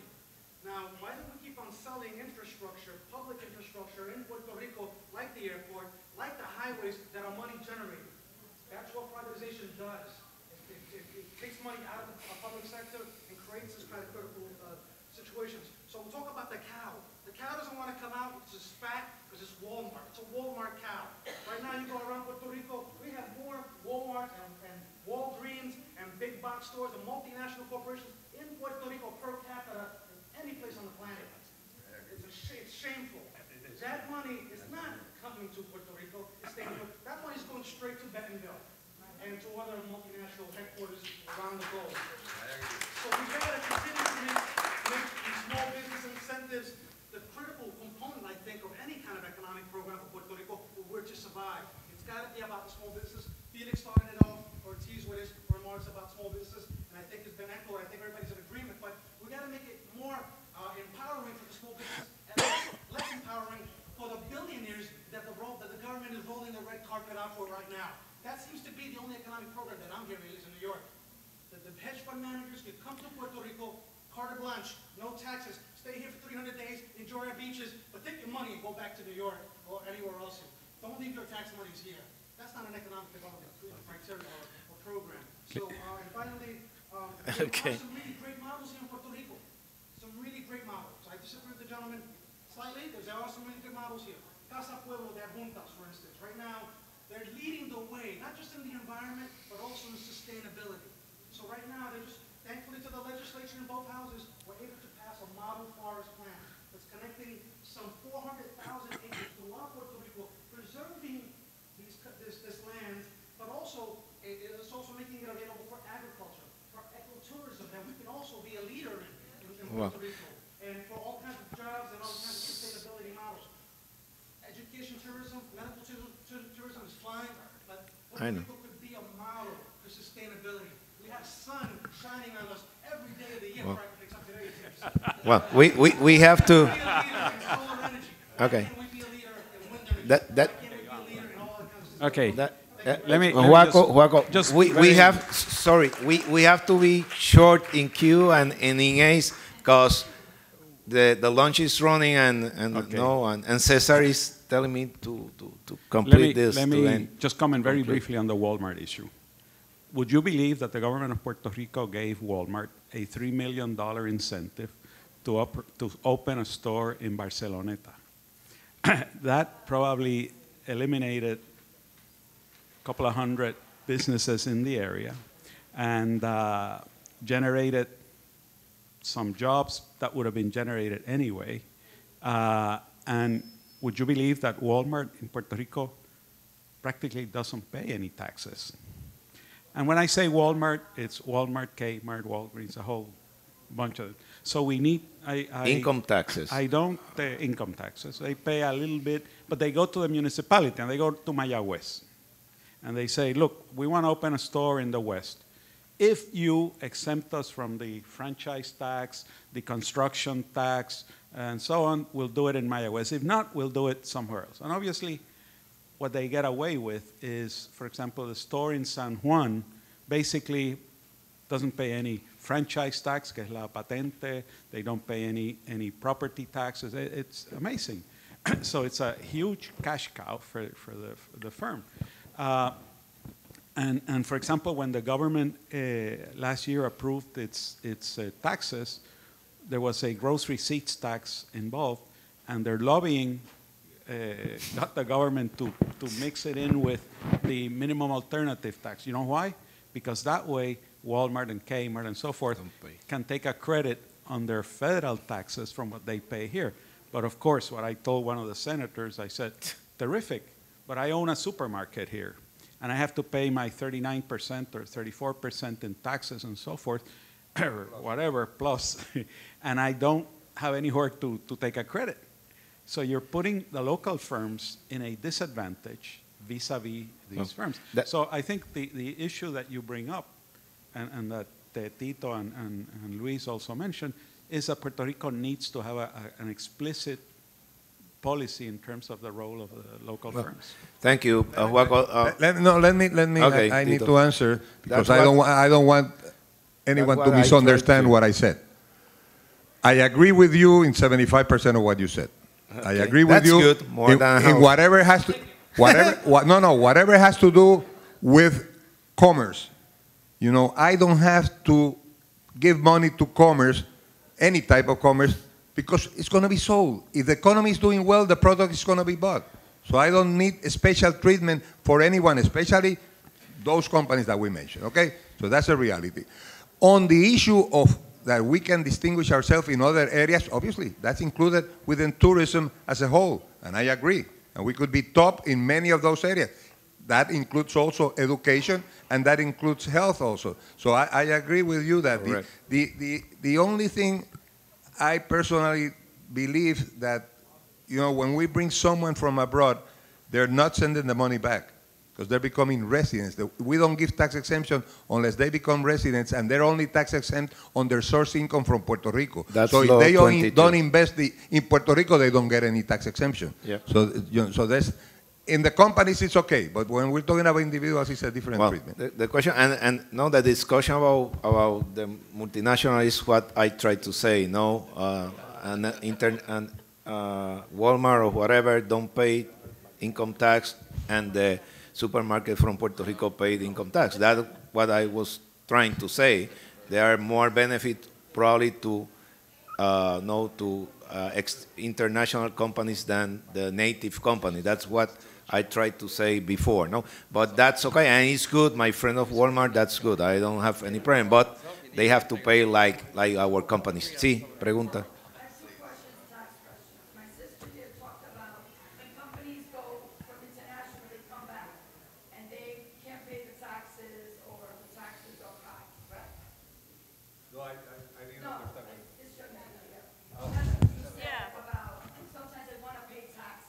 No. What I said is, if you have profits that are offshore, so let's just pick if you have offshore profits and you want to bring it back to the U.S., there's an income tax rate that is the highest in the world. That means that when the U.S. companies are abroad doing business, no manufacturing, whatever, if they maintain the money what they did in the international arena, they don't have to pay a federal tax.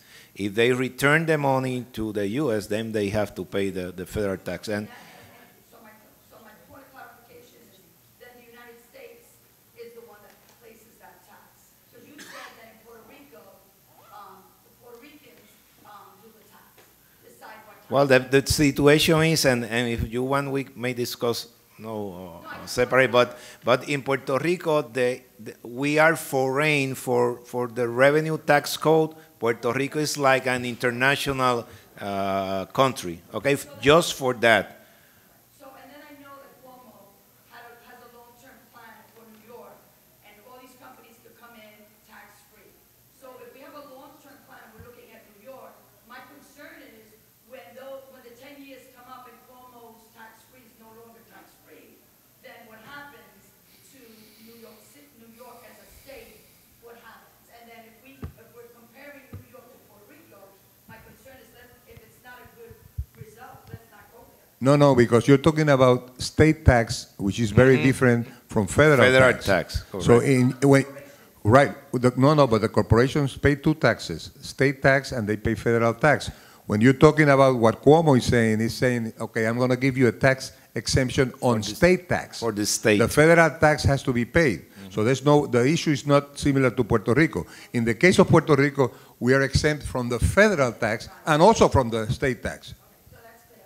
And Rico, I kind of disagree with you with the cow. People need leadership. I would just negotiate the cow out of the gym. No. We're trying to do our best to convince the cow. Well, well, sir, you have a question that the last question, just you raise your hand for long, and we conclude with that, okay? So just to follow up on the importance of indigenous entrepreneurship in Puerto Rico, we're actually going to be operating an $85 million economically targeted fund of funds, investment funds, venture capital funds in Puerto Rico to invest in Puerto Rico growth businesses. We actually run another $45 million fund right now in New York State where we've invested in 8 venture capital funds. So my question to the panel is, looking out at the industries, the growth industries in Puerto Rico, what are the opportunities for venture capitalists to invest in companies in Puerto Rico? I would say basically we've been talking about projects in the 2 areas that I mentioned. That's one area, but there are many other possibilities also, not only in manufacturing, but also in services and in many other ways. So there are a lot of opportunities in Puerto Rico. You see, we lost, because of the elimination on Section 936, we've lost already 3 of our banks, because they had a lot of money from 936 funds. So the banks are not lending as they should. So you come into an opportunity that no one else has. I will bring the one area that I would add as one that has immense potential and where Puerto Rico has huge positives going for it is the whole area of information technologies and telecommunications. In fact, on the 21st or 22nd, Microsoft and ourselves, my firm, are sponsoring an activity related to that sector. We just finished doing a census of that sector, and it's amazing. It's, and there are a number of these firms, small firms, that are already exporting, and they're doing very well. And again, you have a lot of projects here in tourism, in shopping centers that are selling shopping centers, and you may put money them. You have a lot of opportunity. We may talk later. Well, thanks to our panelists. And thanks to you to be here, and welcome to Puerto Rico. Gracias. Affordable housing workshop. First of all, my name is Peter Fontanez. I am the chairman of the New York State Association of Hispanics in Real Estate and Construction. I was past chair of the National Hispanic Construction Association. And I will tell you that for the past 4 years, we have taken a major role in trying to use the Somos mechanism to highlight the need of Latinos to be involved in the affordable housing picture, but not just as clients, but also as entrepreneurs. Now, one of the things that I found that I thought was unique, particularly with the Puerto Rican community, is that we had a lot in common with the people of Puerto Rico. And so 5 years ago, under the leadership of Adolfo Carrion and Kenneth McClintock, who's the Secretary of State, we created PRESTA, which was the Puerto Rico Empire State Trade Association. So many of you were there when we launched in the Capitolio. And you had Senator Bhatia, and we gave it the blessing.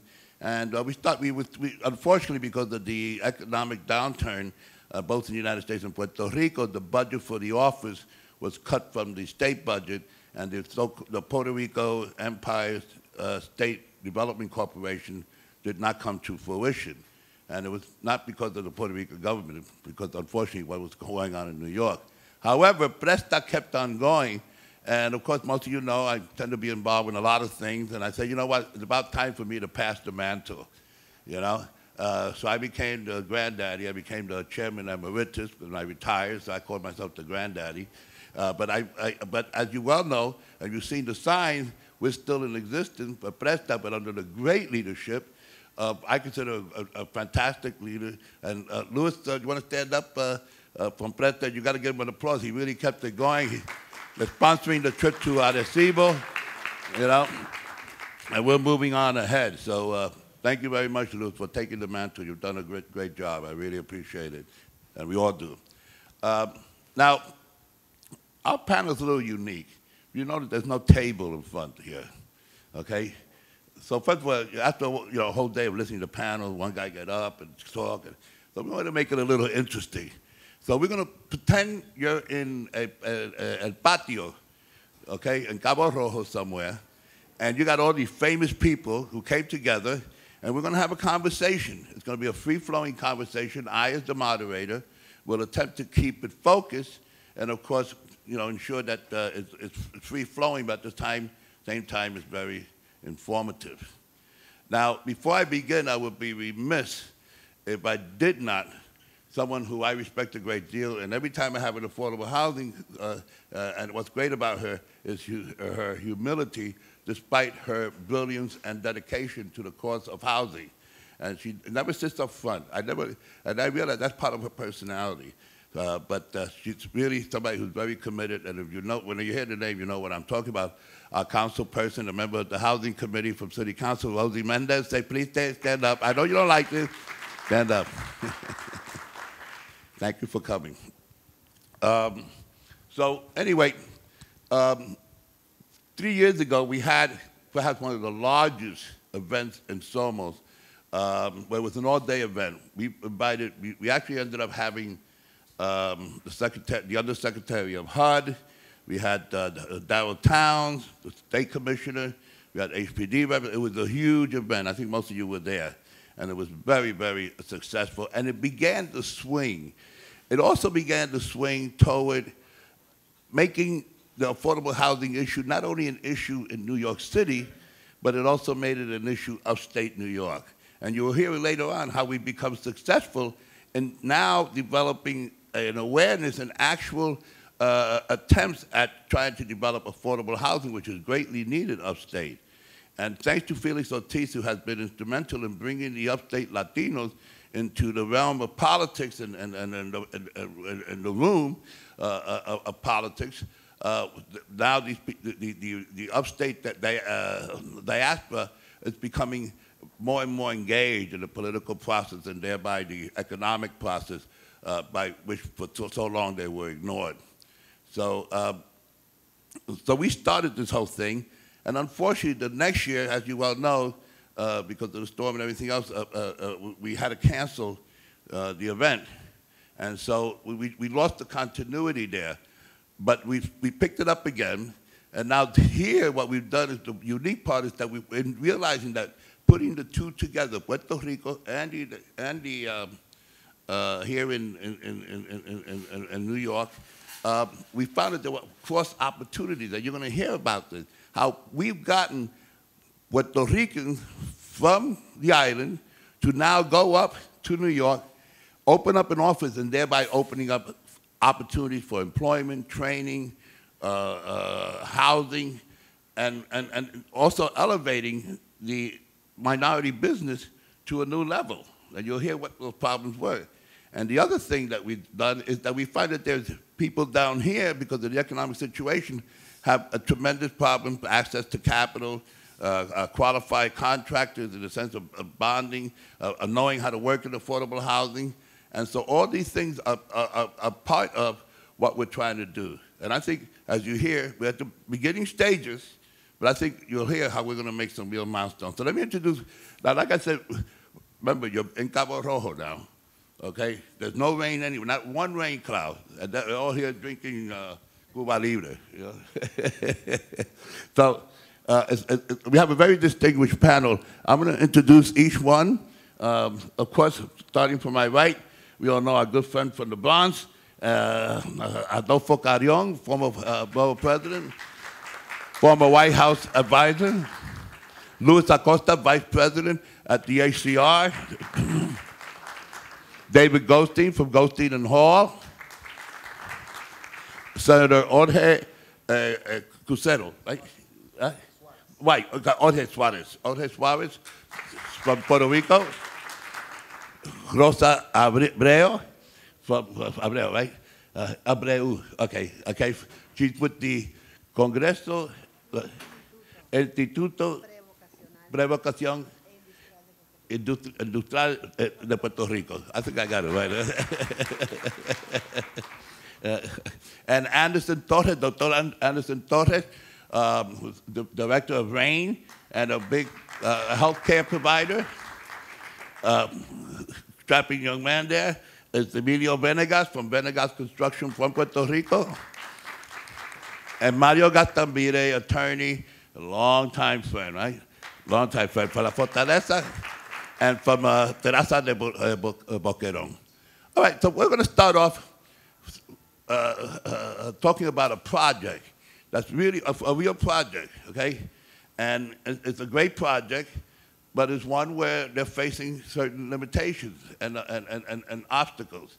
And so we're going to start off with that. You guys are welcome to interrupt, talk about it, make a suggestion, you know. Just don't take too much time, because we want to get as much ideas as we can. So I'm going to give you the microphone, because you said you needed the microphone, okay? Yeah, so my voice is soft. Okay. Good afternoon. My name is Rosa Abreu. I represent the Instituto Prevocacional Industrial de Puerto Rico. We are located in Arecibo, in the center of Arecibo. We call it downtown Arecibo. And I'm here with the founder and president, Nilsa Lopez. She is the founder and the president CEO of our corporation. We have been incorporated since April of 1985. Okay? And we are a community service corporation. We service the community of Toa Baja all the way to Ponce in different programs of service to our communities.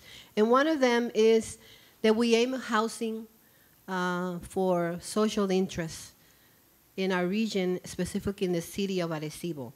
Since the year 2000, we dreamed about this project. We purchased the land in 2007. And if anybody travels to Arecibo, is the Factor toll plaza, right next to the toll plaza. That parcel of land is 71 acres, a parcel of land. So we are a community housing development certified by the state housing department. And we promote in turn the participation of community as a fundamental element in making decisions that impact the environment and the economic and social interests, seeking the economic freedom of the community, okay? So we want to introduce the Bello Monte housing development. Our project has all the permits. We've been working with this project since 2007 fully. We have all the permits. We try to keep them alive, as you know how it is in Puerto Rico, keeping those permits alive. It's a 288 units housing apartments. We have 216 single dwelling and 72 apartments, 6 buildings up to apartment each, in 1,000 square feet of construction, 3 bedrooms and 2 bathrooms, okay? So this project has been facing financial difficulties because of, you know, what happened in 2009, the mortgage industry, how it has affected us. So we downgraded our first phase of the project to 98 units of rental of the single unit. And I want to say that Bello Monte housing development impresses with its privileged location on a hilltop in Arecibo, with easy access to metropolitan area, south, east, and west of Puerto Rico, with an area of much economic growth and future. The property is a 5-minute drive to the industrial and commercial sites, such as Barceloneta Prime Outlets, the industrial area. We know we have Abbey now, also Abbott, Merck, Pfizer, are 5 minutes drive from this property. And the development is in a hilltop view of the Atlantic Ocean. It's a dream. And north coast of Puerto Rico, surrounded by its beautiful beaches. So we all like that. Bello Monte is a housing concept sensitive to the environment, in harmony with the community, and elegant designs of the residents. So the front area of the development has a 5-acre reserved for commercial development of industry, such as we've made contact at one time a while ago with Costco and community pharmacy that can be built there, child care, supermarket, car wash, so they can have their own independent economies in this area of housing, okay? And other small businesses. So our project promotes the creation of direct and indirect jobs and economic development for our region. In addition to increasing housing inventory of social interest in the area, the investment of this project should be about $28 million in 3 phases of the project, okay? And we have come with looking for alternatives so we can start this project, which is why we are here, okay? We want to sell out the project or we want partnership. So we are here looking for a solution, okay? So any questions at this time? Interesting, huh? I would tell you this, that I would like to hear from the senator. You know, here you have a great project. What do you see the Puerto Rican government doing to encourage investment in these type of initiatives? Good afternoon, everybody. State Senator Jorge Suarez. I'm the chair of the Housing Committee in the Senate of Puerto Rico. And I think it's good to start in a way that what she's expressing about how the government is going to get involved in this type of project. We have right now in the island a couple of things that I think is pretty important that we know when we start talking about this. According to the census, 300,000 people left the island in that time of period of 10 years, and 160,000 came back. The thing is that the younger people went out, and the older people came in. So we have now a big problem about the elderly that we need to face out with a problem of giving them houses and things like Acacia does in New York, and they're trying to do here also in Puerto Rico. We need to look forward to that type of project and maybe houses that are affordable and also that have, like in Arecibo project, that you can have all around the needs that you need to serve them out. Things that the government are doing right now, just to look forward to try to help them out about the elderly. We are recognizing the challenging that we have in housing, the rapidly growing low-income elderly population. An action that we have to take is identify the specific needs of that population with respect of the type of unit needs and the service required to accompany the housing provided, including health, transportation, and quality of life. We have a couple of bills in the Senate and in the House here in Puerto Rico. Some of them, right now we're discussing one of them, I think is one of the most important. It's about what we call Mi Casa Propia, my own house. That bill is trying to put a ceiling on what is going to be the top of the amount that you're going to sell out to have a profit maybe in the income of your own house. Let me explain a little bit. What is the social market that we have in Puerto Rico? The top that we have maybe 150, 2,000 as the cost of the home that you are going to buy.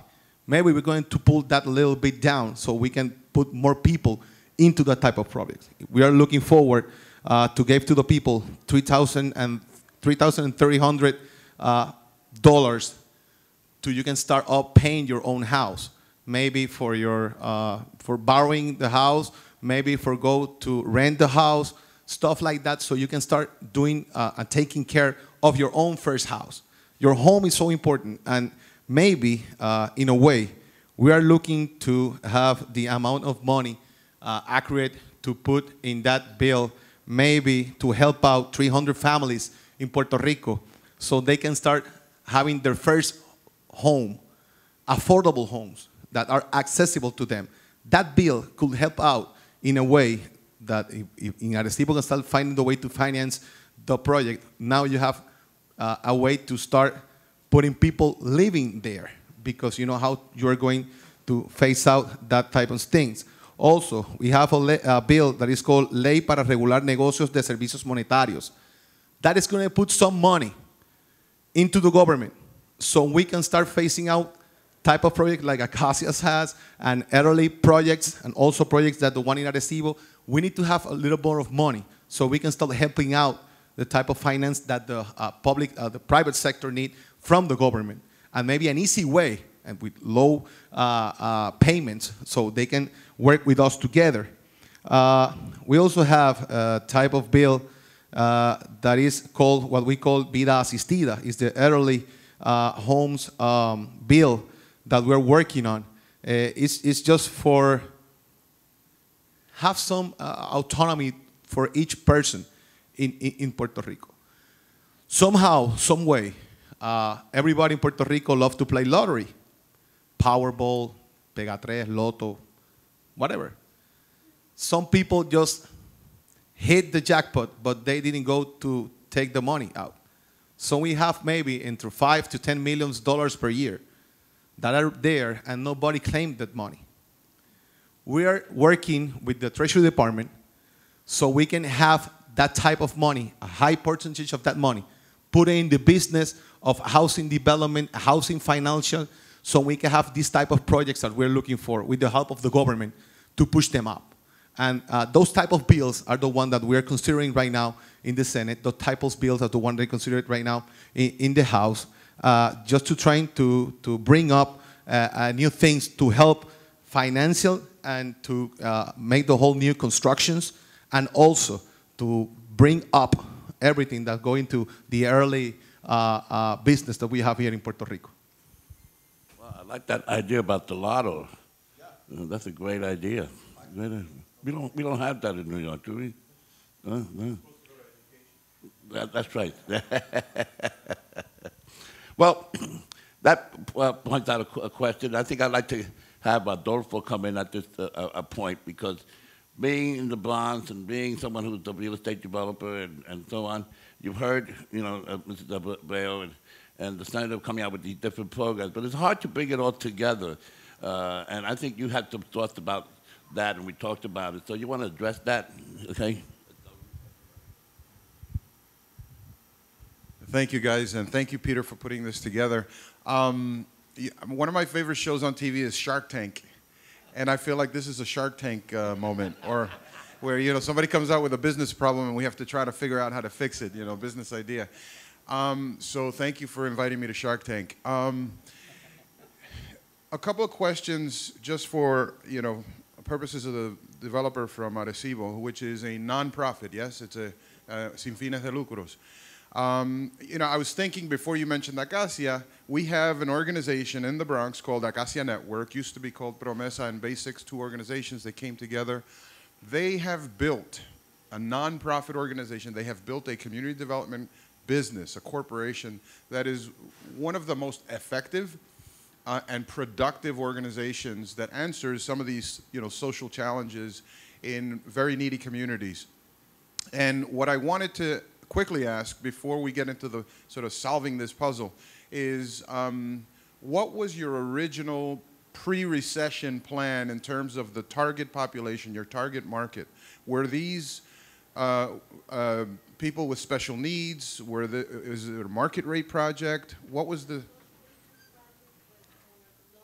So it was for low-income families. Okay.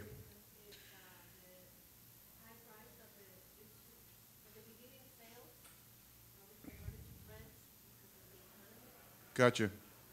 So it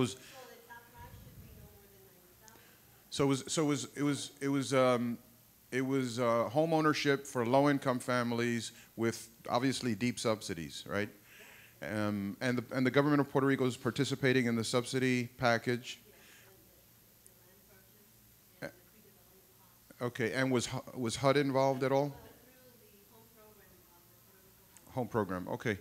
So you all know that I ran the Region 2 office for HUD. I was the regional administrator.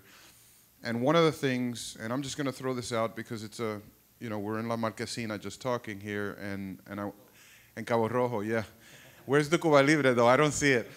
But I want to maybe get some people just arguing or something. I don't know. But one of the things that really frustrated me as regional administrator for HUD was that I, as a New Yorker and a Puerto Rican and somebody who's deeply steeped in the issues of Puerto Rico and had relationships and had the resources of a place like New York with hedge fund folks and huge amounts of capital that could flow around, it flows around the world, that we could not work with Puerto Rico because it was taken out of our Region 2 back in the late 1990s because of a scandal.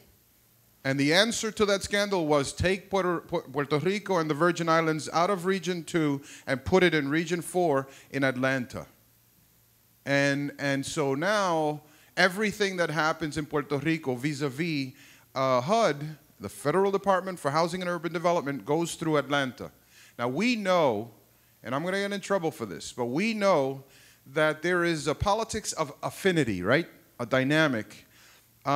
I'm not entirely certain that there's the same affinity that comes out of Atlanta that comes from New York and the Puerto Rican diaspora and the elected officials advocating for these projects and members of Congress, Nidia, Jose, other political leaders who can push projects because now it's in their basket of work and they're going to go to the Secretary of HUD and say, this is in my region.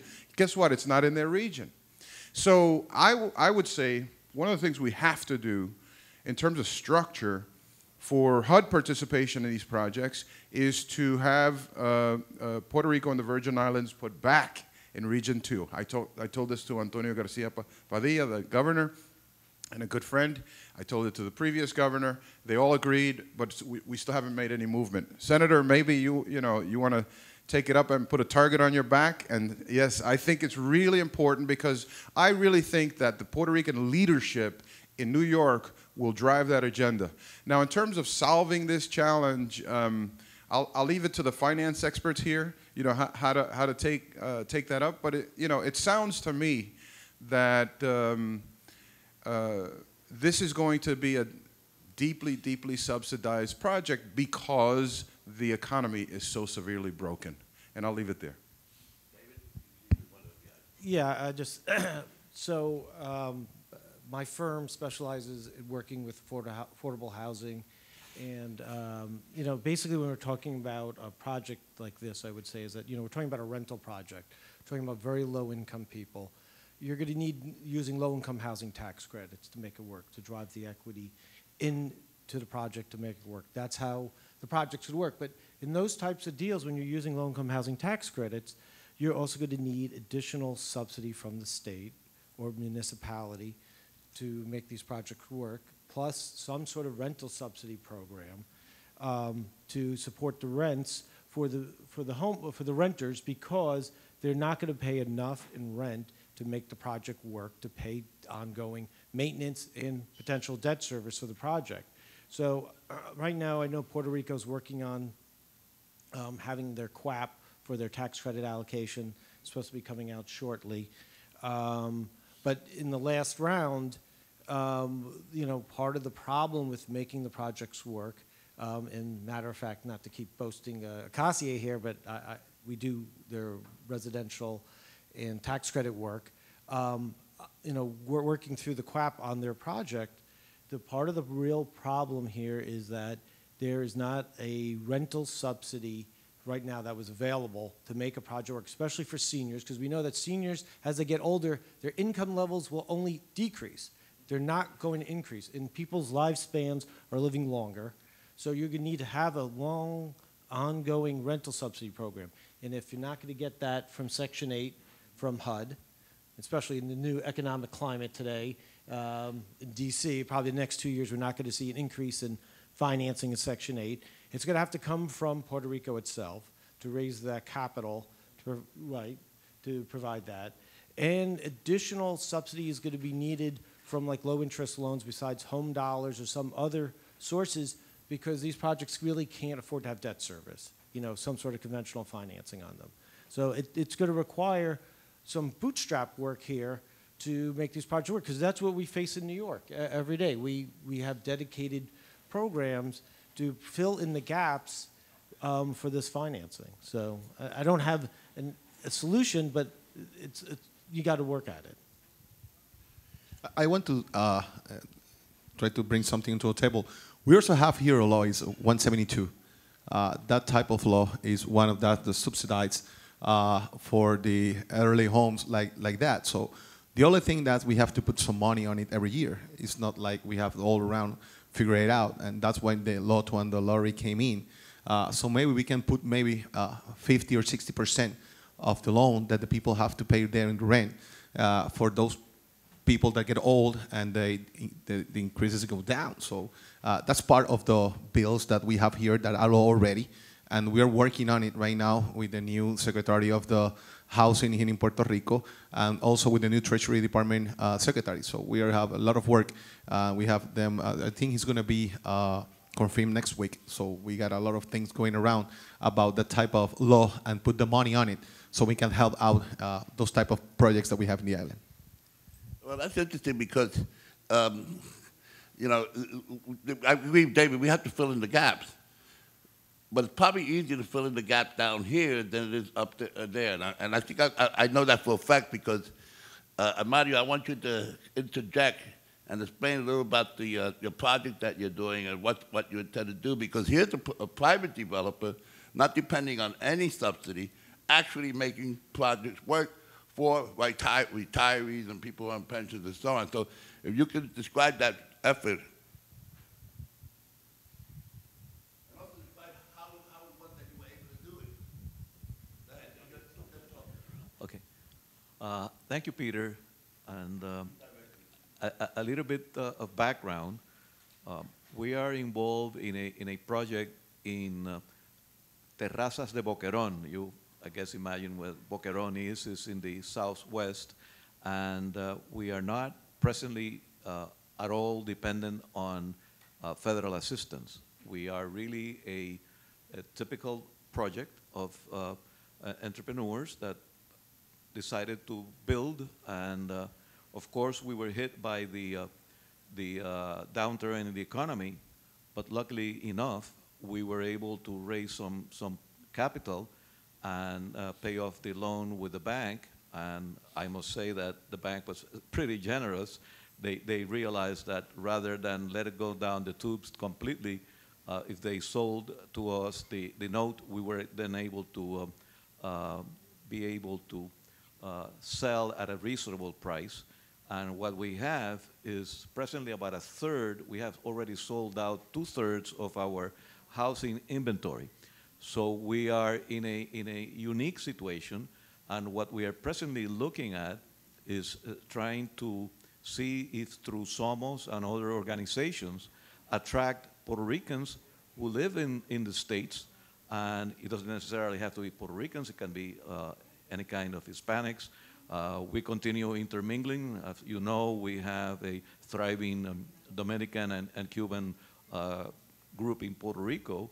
I myself married a Cuban girl 47 years ago, so I have to say that my son Mario, who is now Puerto Rican and Cuban, married a Dominican. So we are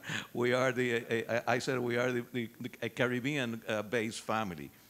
And my son presently lives in New York, and actually he lives in Connecticut and he works in New York. So we gotta travel back and forth.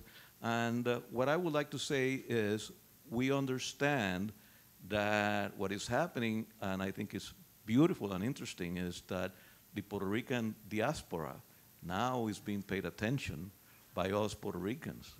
We are now realizing that a lot of people who left the island and work hard now have become people who have not only the means but the desire to come back to Puerto Rico and spend time here. And this is what we want to do. We want to attract people like yourselves who may have family who would like to return to the island, and we are opening our projects and our hearts, and we already have several people who have bought from the States. When I was talking to Peter, I said, why not look for other people who may want to retire in the island, and they can be people who were in the education system, or they were in the health system in the States, or they were, like last night, I was having dinner with Anderson Torres and Ed Salas, and we were looking at all the opportunities. And the more we talk, the more we realize that there are huge opportunities for Puerto Ricans like myself and others like Mrs. Rosa, who wants to put up her project, to look for the market. We need people to come in and repopulate us. And not necessarily have to live full time. You can still spend time in your communities, whether it is in New York City or it's in Hartford, Connecticut, but you may want to have a house, and during the winter, I think we are a good proposition to be here. I think it's a great proposition year-round, but certainly during the winter, it still looks even more attractive. And what we want to let you know is, for example, in our projects, houses that were originally sold around the $180,000 to $200,000, we are selling them at $140,000. This is a gated community. This has beautiful facilities, and we have the beach only at 5 minutes away. We have looked into, and this is something that Anderson, I imagine, would like to talk about, the medical needs. When you reach my age, I could still consider myself somewhat young among the elderly. I have already 2 grandkids. But whenever you are going to move anywhere, one of the first things you're going to look is for medicine. What kind of, if God forbid something happens to me and I need some medical assistance, where I will do that. Or if I have my doctors in the States, let's say you're from New York and you're coming down, you may want to continue, and then we've been talking about telemedicine. So the purpose of my participation here today, and I thank Peter and all of you guys to give me the opportunity, is to let you know that there are projects that already have been built, that they're there. We presently have only about 30 units left. We finished a couple of closings this month. We got a couple more, maybe 4 more before the end of the year. So we have a dwindling inventory, but it takes time. And we got the financing.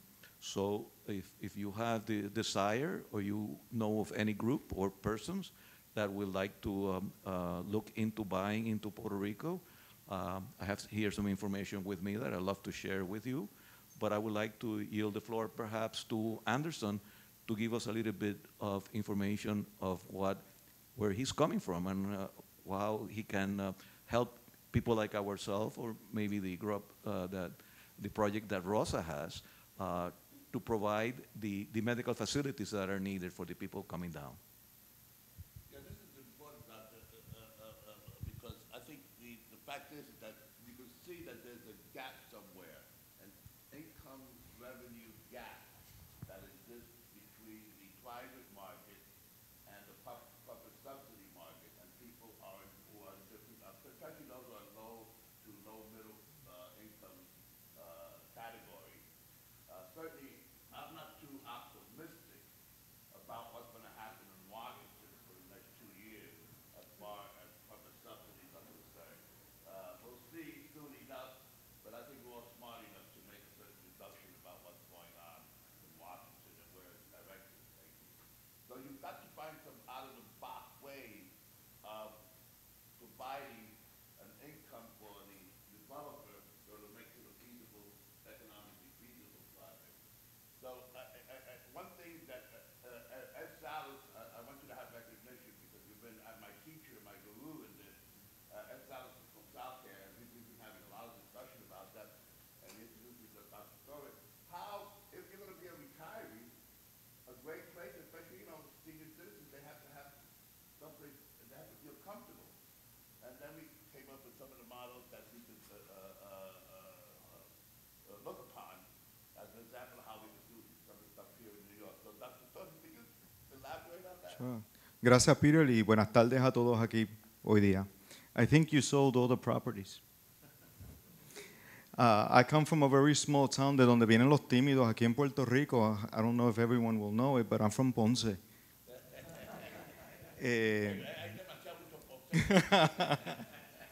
Pero I represent an organization that I've been blessed to have, and I don't think that you'll ever forget my organization after today, because what's happening outside, you're opening an umbrella because what's happening, it is what? Thank you. So that's the name of my organization, RAIN. Okay? founded 50 years ago by a woman who is still very engaged, and she's already 98 years old. And my predecessor, who was there, Luis Vasquez, for 20 years, had done a lot of work in building a certain infrastructure within the organization. We have two senior sites, giving a total combined of 155 units in the Bronx. One is HUD, and the other one is tax credit building. And it has, when you look at the costs associated with that, over 12 million each one, and complex issues. As we're dealing with, the elderly, what do we put in? We have to sell also the experience. We have to look at access.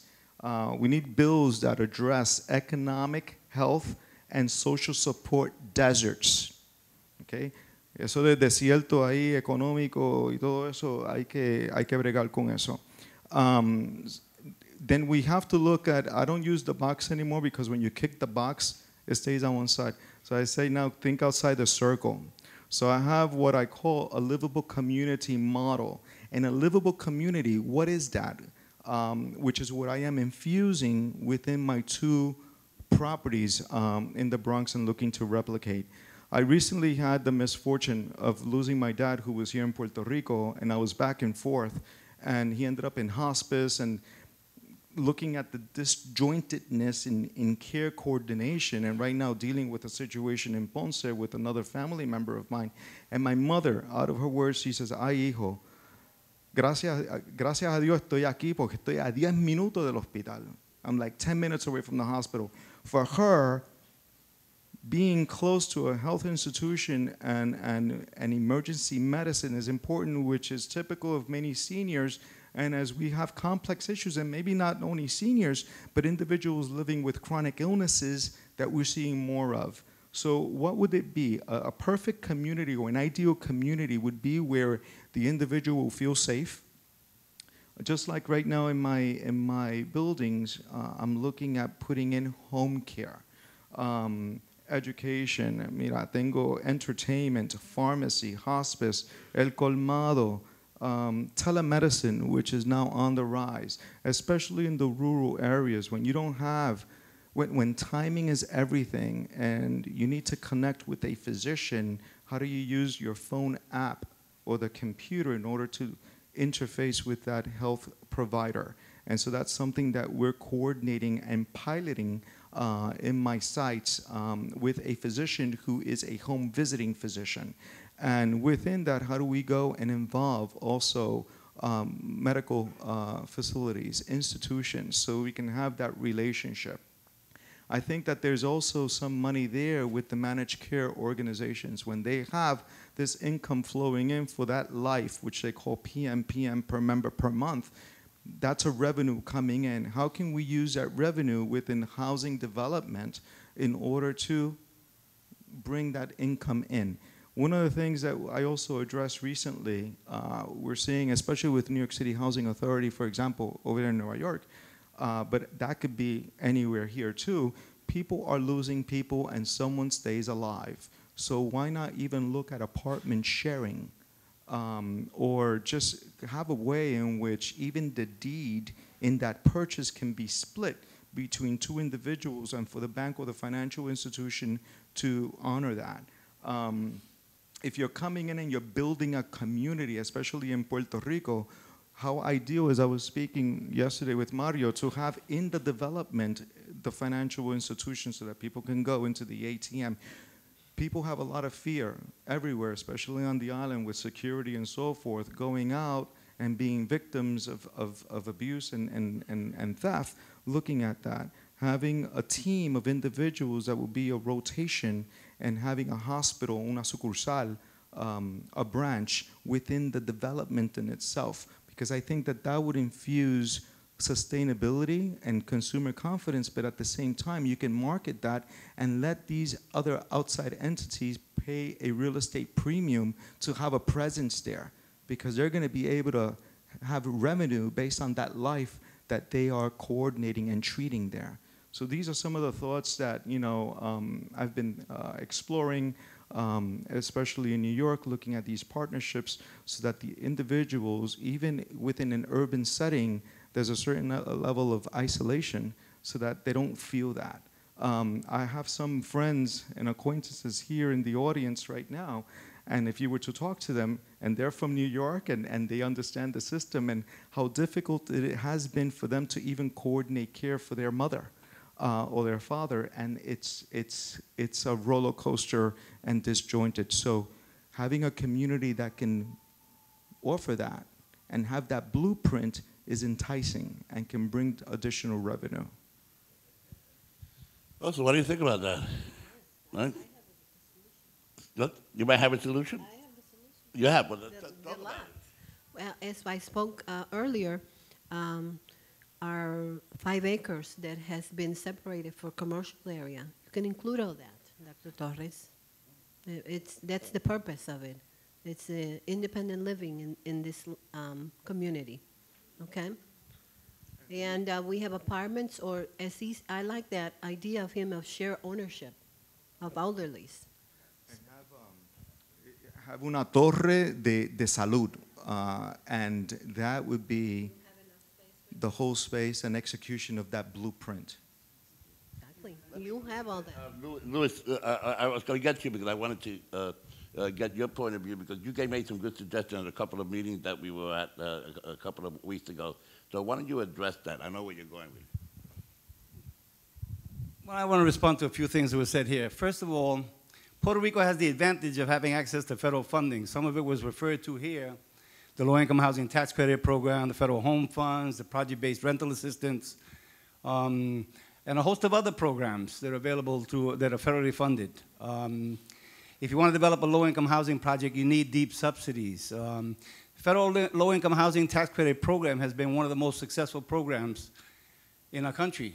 They've created over 2.4 million units of low-income housing since 1986. And the way it works is that you get private investors to buy these credits and use the money they pay for the credits as cash to help finance your project. The key to developing affordable housing is to limit your debt service. So you want to get cheap funds, the home funds or grant funds or low-interest loans that also help to buy down the costs. But to some extent, you may still need to borrow some money in order to make these projects work. If you're housing very low-income people, it's difficult because you don't have a lot of cash flow. So you can augment your cash flow using project-based vouchers because you pay higher rents. The government helps subsidize the rents. So the tenant still only pays 30% of their incomes, but the rents can be up to 110% of the median area, the fair market rents. So you get a substantial cash flow to help finance any debt service. So there are programs available to make affordable housing possible.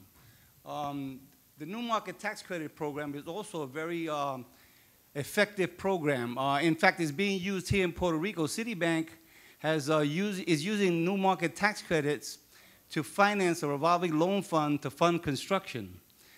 Because the banks are very shy about lending money, not just here, but in the state side as well, since they're in recovery. And the New Market Tax Credit is the way to sell credits to finance business ventures, such as revolving loan funds. So that's another good source of financing to help build these affordable housing projects. There are several advantages to the tax credit programs. For example, it encourages private sector involvement by providing developers fees. So developers actually make money from building these projects.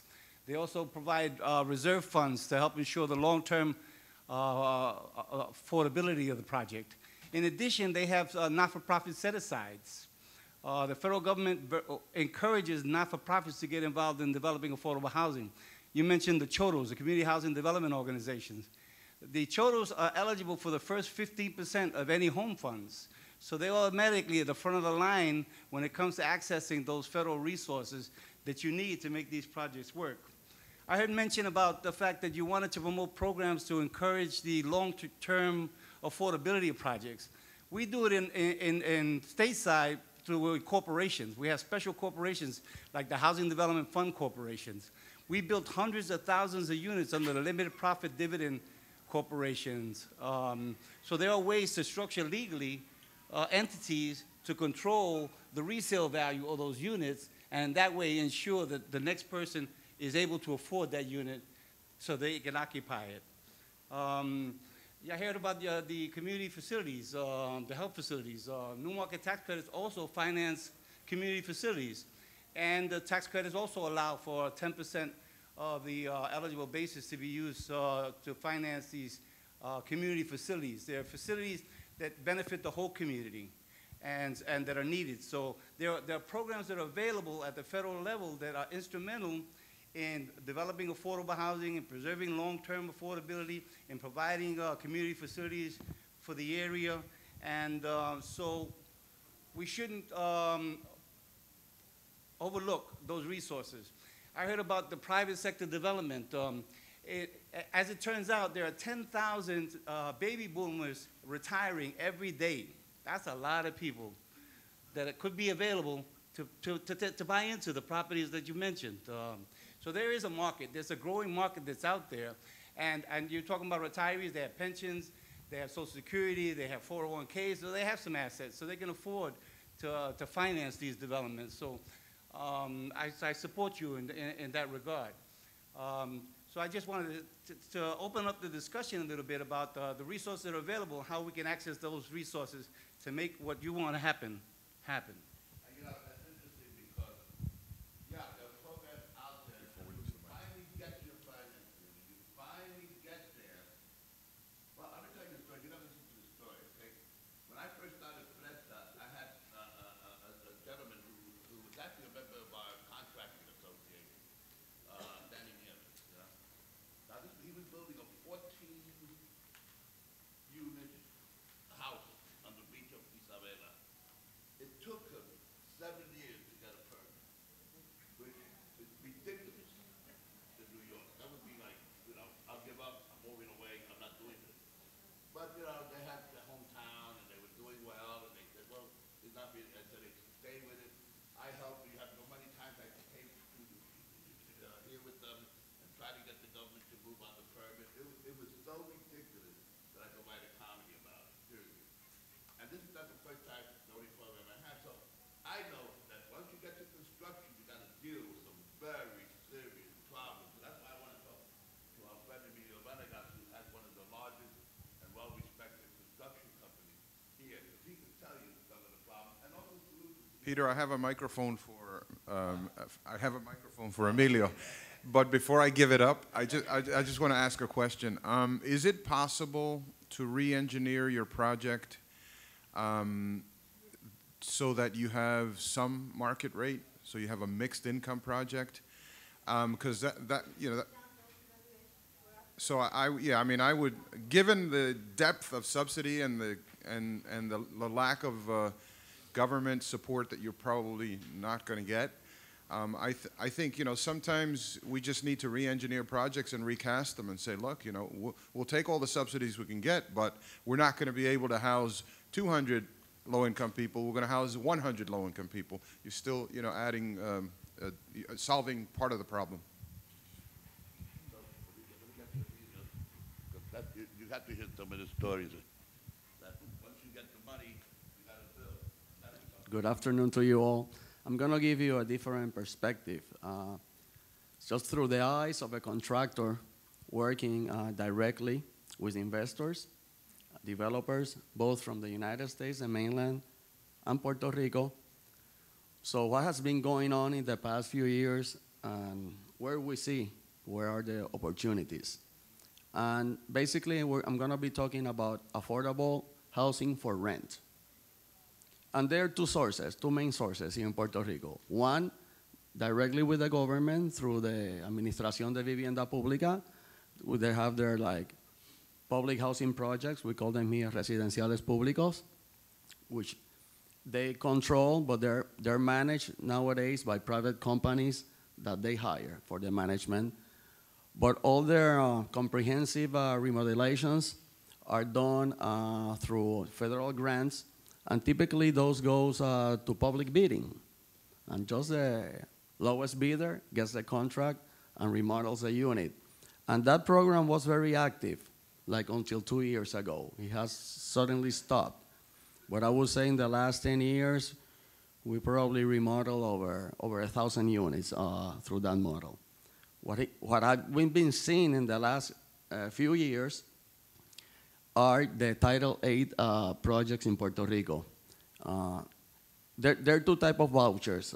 I don't know how it's in the mainland, but here, or you have a project-based voucher, the project has the vouchers, and then they administer the project, they qualify the tenants, but they have to comply with who's gonna be the tenant, what rent they're gonna pay, and then they have to administer and to maintain the project through the standards that are required. And then you have the individual vouchers.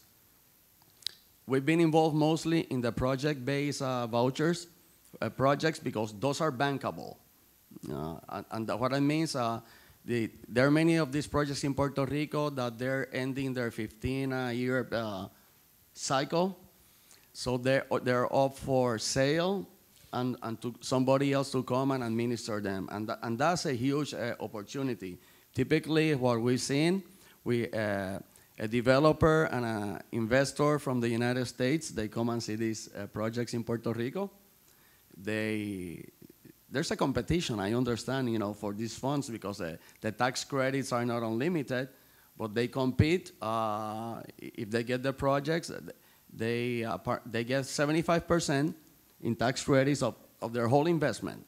That includes buying the project, designing the new construction work and remodelation, plus, so we go through the construction phase, plus they get the Title VIII vouchers, which then basically is guaranteed for the payment of the rent, and then whatever the gap of the 25% that they don't get through the tax credits, they can get financing, a long-term financing.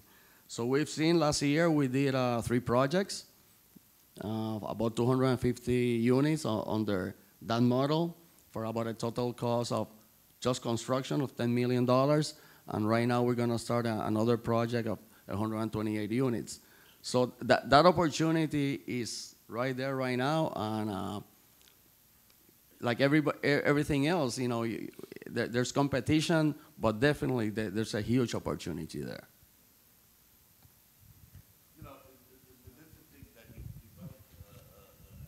Insight.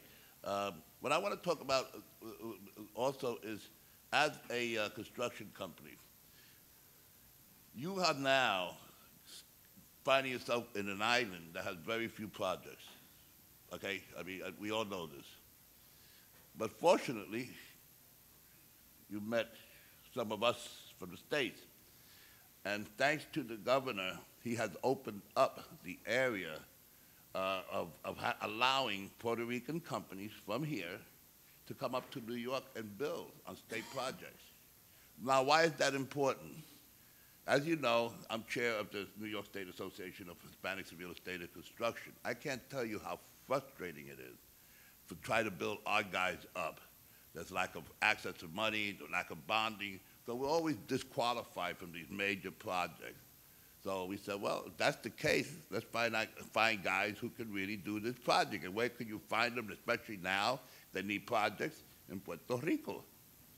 So we've already, we've got 2 large contractors who've moved up, thanks to Nick Lugo. We have to, Nick Lugo has been really terrific that way. In fact, he helped introduce that program. And we have started, and now Mr. Benegas has just gotten a certificate of authority to be up in New York. So now, contractors who heretofore before could not do development or more than $5 million, I think. He has $100 million worth of bonding. All we need to do now is start joint venturing with these guys, and now they've moved themselves up the ladder, and they can get work, and we can get opportunities and fulfill MBE requirements that we could not fulfill before. If you read the report from Scott Stringer, New York has failed miserably. Yeah, that's right. The so-called liberal city of New York has failed miserably in taking care of the minority contractor, okay? And women, I want you to know that I'm thinking about you. By the way, both, there are a couple of people, she's not here today, but Could you stand up and just I want to say, she's become one of the emerging developers and also a good friend of the Somos group. I also became an emerging developer, which means that we can now go out and develop syndicates and so on and do some affordable housing projects that we could be shortlisted on. I'll be remiss if I did not introduce Manny Burgos, who was the former head of the New York Real Estate Chamber. He was also counsel and special advisor to our housing commissioner, state housing commissioner, Darrell Towns, who's been very, very helpful. Thank you very much for your help, Manny, and being here. But here's the thing. Here, we're beginning to really see cross-investment. Mario, with his, we've been helping him out, trying to convincing him that please bring, we can bring Puerto Ricans back. I know I want to come back, I can assure you. And so many of us, I know you mentioned something that you want to get involved. So here, and we can help the economy in Puerto Rico by having this, bringing back, I call it Operación Regreso Boricua. You know what I mean? Regreso Boricua. And that's what it is, it's a return to come home, And we're really pushing on that. With Emilio, he's going to come to our home and help us in New York. So we're already seeing this, and people who are giving advice and so on, like all the distinguished people here. What I want to do is now conclude this conversation, then we'll have some questions and answers. From any last remarks you guys might have to what we've been speaking about. Louis, you seem to be answering. I just want to say two things. One is that the tax credit program is competitive, but there's a qualified allocation plan which really spells out what you need to do to develop a competitive project. But I want to focus in on this issue about the contractors working on, in stateside, in the mainland. At least in New York City, they've created a special capacity building program where the city agency is working with women and minority business enterprises. And I encourage you to get certified if you plan to do business in New York. Because the Governor Cuomo is very much in support of women and minority businesses. He started off by establishing goals at 20%. He's now at 30%. So there's a big push to support women and minority business enterprises. But in the city, they've actually created a capacity building program where they make funding available to builders so they can compete for some of these projects, and they team them up with established developers. There's an organization called NASAFA, New York State Association for Affordable Housing, and all of the major developers in the city are a part of this association. They've agreed to serve as mentors to these women and minority business enterprises and to enter into joint ventures so that they can help them become part of the mainstream of the development community. So there are opportunities, and I just wanted to share that with you. I just wanted to go back to Rosa's project for a second. So one of the things that you may want to look into, Rosa, is, I don't know if you've thought about, is joint venturing. One of the things that we do successfully in New York is a lot of times private developers, nonprofits, and sometimes nonprofits and nonprofits, or many parties joint venture together to get a project to work. So sometimes you may have a situation where you're having a problem getting your project off the ground. Maybe you don't have enough pre-development funds. You may not have enough equity to get the job done. You may want to joint venture with a contractor who has the deeper pockets or another private developer. So maybe sometimes you can't always get something done on your own. Sometimes you need help from someone else to get that done. And it may be, instead of trying to reconfigure the deal over and over again, may be worth reaching out, looking for others who may be able to help you get your project done. Want to add some.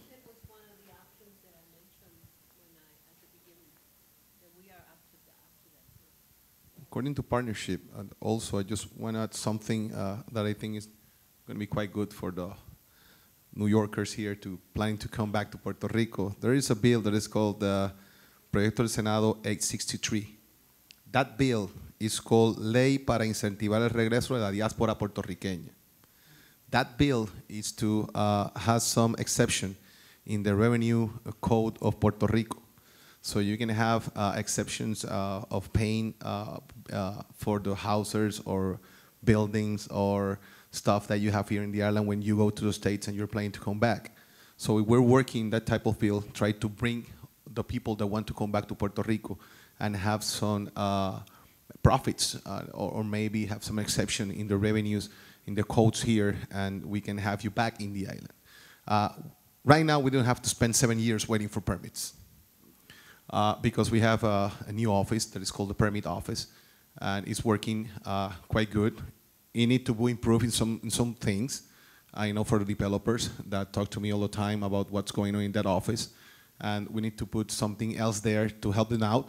But years ago, you have to go to ARPE, the permit office, then to go to the fire department, then to go to natural resources, now to go to the health department, and you spend a couple of weeks going around to have those permits. And when you have one permit, they're waiting for the other one expires, and you got to go back.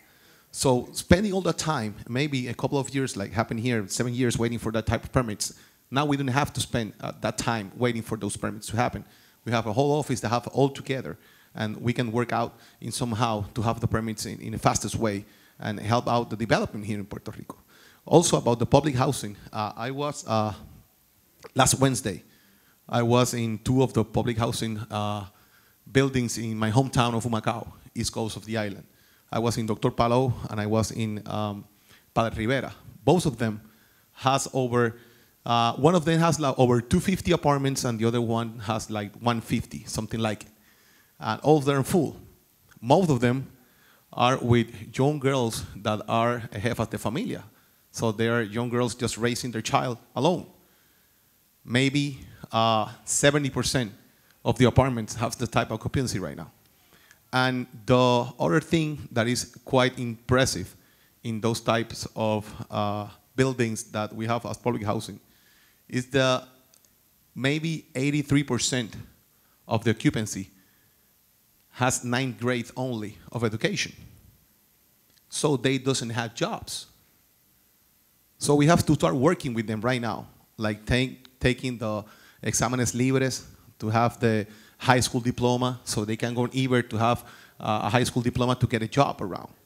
How to work with niñas criando niños, small children just giving birth to children, you know, like have 19, 17 years old, 16 years old, and they're, you know, pregnant and have a new kid. How to deal with it.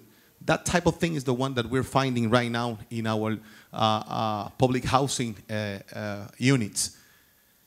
Other things around that maybe a way that the renewal of the development there stops was because right now we are trying to fix a lot of things that were damaged. Wednesday was like today, raining a lot. And you go into an apartment and you will see a rainfall inside the apartment. Because all the connection that they make just to make a new balcony or make whatever they have to make there are not quite good. Or they try to use less expensive materials and doesn't match up with what you have there. So now we're fixing what we're finding at this moment. And I spent like the whole day with the public housing, the ABP administration, Gabriel Lopez, searching around, talking to the residents there, looking forward to what's going on. And I think that's a partnership, like the project here in the city was talking about. In Naguabo, they built new houses for 120 to 90,000 bucks all around as a price of selling price. The Department of Housing just bought 25 of those houses, are now working with the mayor, with the government, to start using that house as public housing houses. So we can work together, and you have a construction, and maybe you can sell the whole construction out, and the government has the money with federal funding, and we can maybe combine it. We can buy those type of houses, and we did it already in Naguabo in a project there, and we're hoping maybe to buy more houses there. They built up 50. We just bought 28, I think it was the right number. And we can keep doing that type of stuff because the public houses, buildings are full. Maybe we can go around and see what we can do. So that's a way of making a partnership too, to start working out. That's really, it's interesting because I'm learning a lot of new ways of maybe we could apply it. In fact, I'm hoping my good friend and someone who's very important to us in New York, I didn't know he was like hiding behind there. Keith Wright, a hand for a chair of housing for the New York State Assembly. Keith.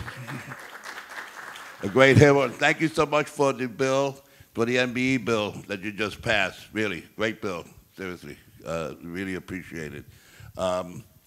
Now, so here we are. We're at the end of our panel, and I hope we sort of crystallize. We're not going to have all the answers, but by using this example and meeting people who are actually now at the precipice of what I believe is going to be a very major move forward, particularly for the Latino community, I think we're going to see some major changes. I think we're going to see more stuff happening upstate. I think we just had a meeting with people from Syracuse. They're going to have their first project up there.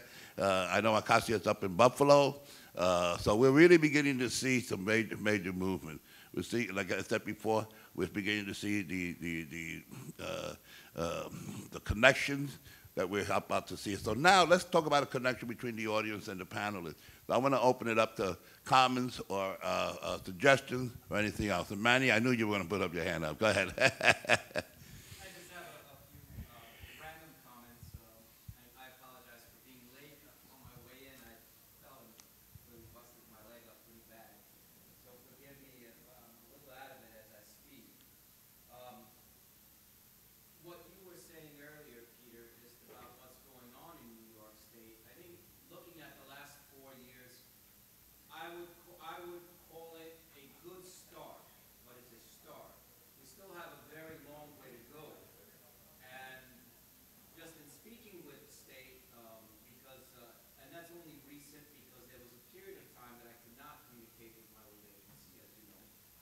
But now that I can, just looking at what else can be done to help contractors work and get more work, because many projects are still falling short of their goals. And those are the goals that were set through executive order, and the governor announced just last month that, hey, we're going to raise it even higher. But in construction, that's a very serious problem. And what the state needs to do is stop looking at construction as a single industry.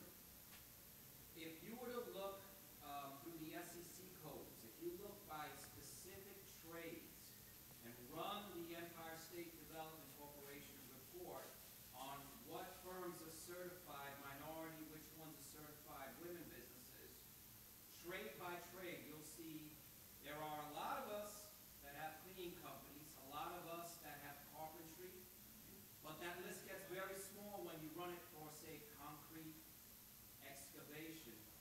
And looking at those, and those are the big ticket ones. And the state, through another part of the state, its licensing and permits, to identify those firms and try to subcontractor by subcontractor, try to get more of them certified as MBE or WBE. And where that does not work, if that can't, the other issue is capacity, because let's say there is someone that does concrete, but say has a $500,000 capacity. Of course they can't do your typical affordable housing project because that's just too small. In a case like that, the state and city should be aggressively trying to bifurcate those contracts, to work with the GC to say, split off a piece of it, make it 2 contracts, find a way to make it work. It doesn't all have to go to one firm. Now, of course, you know, in practice, that's not so easy because you've got potential, you know, risks. You've got potential sabotage, where, you know, the minority or women-owned business, the smaller one, they can just blame anything on them, but that's just too easy an excuse. We've got to do the hard thing and make that possible. The last thing, and I may have missed this because I was late, is the talk of what's going on in the city regarding sustainable communities. It's a very big deal. The 10-year housing plan, sustainable communities, the first target neighborhood in New York City is East New York, Brooklyn, where I live. And it's not just, it's not all of East New York, because all of East New York is a huge neighborhood. It's 190,000 people, 5.4 square miles, huge. Miguel over there, we sit on the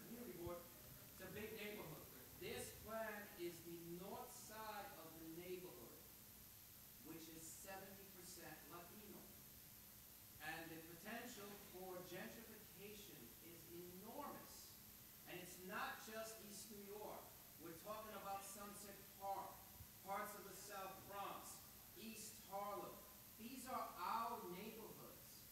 We are about to be displaced as Latinos as a whole through a potentially government-sanctioned gentrification plan, unless as Latinos we take a hard look at what is this going to do to our communities, the culture, the institutions that we put into these neighborhoods over decades, and in a matter of years, through a government program, we can be living somewhere else. Fortunately, the early stages of the plan are looking, it looks like the city is aggressively trying to prevent that. But more needs to be done, and we should not be waiting for the city to call us and let us know what the city wants. We should be making that call to the city ourselves. Those are my comments. Thank you very much. Let me, first of all, I want to recognize two of my members who are here. One of them, a member of our board, Alex Pena from Totem, New York. He's on our board. And one of our distinguished members, part of the architectural committee, Roberto. You want to stand up and say hello? Great architect, by the way, both of them. Go ahead, you have a question.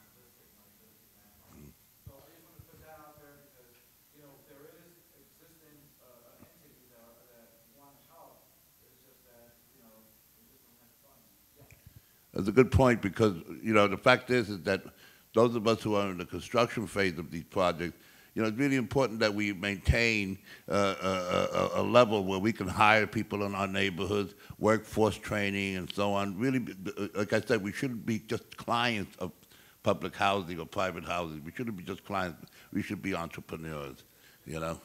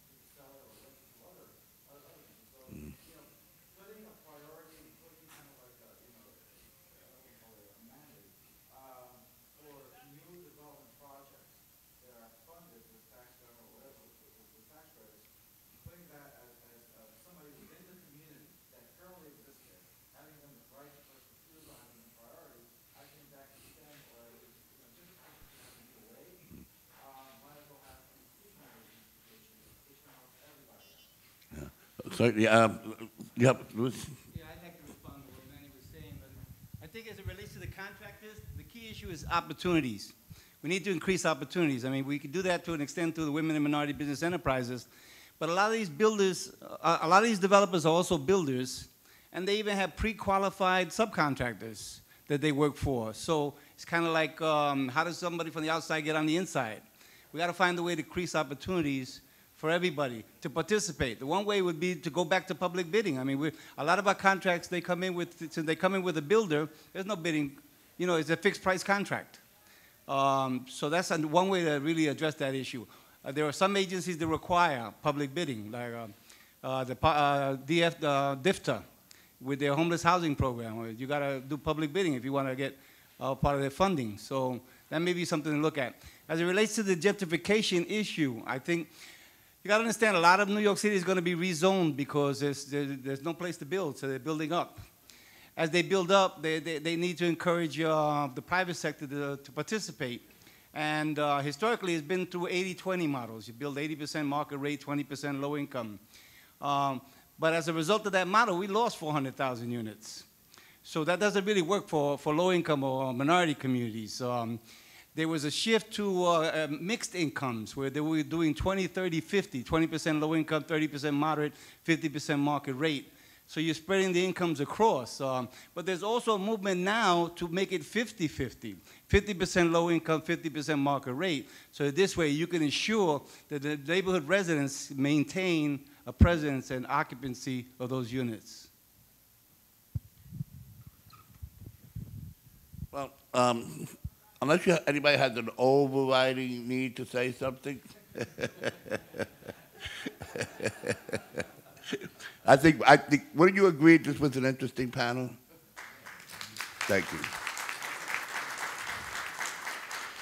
How about a hand for our panel?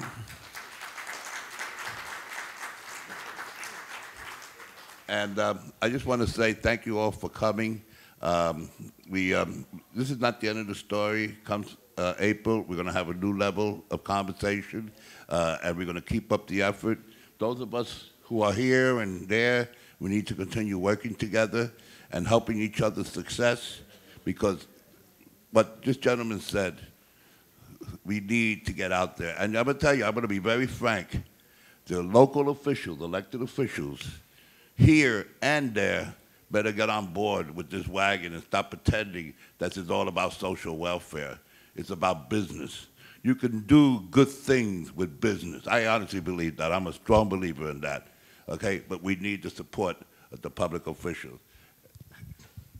Peter, I want to say thank you for inviting us. It's been a pleasure, and thank you very much, and all of you in the panel. Thank you. Hey, guys, we'll see you at the dance floor. Anybody wants to dance with me? Well, not anybody. I mean, you know.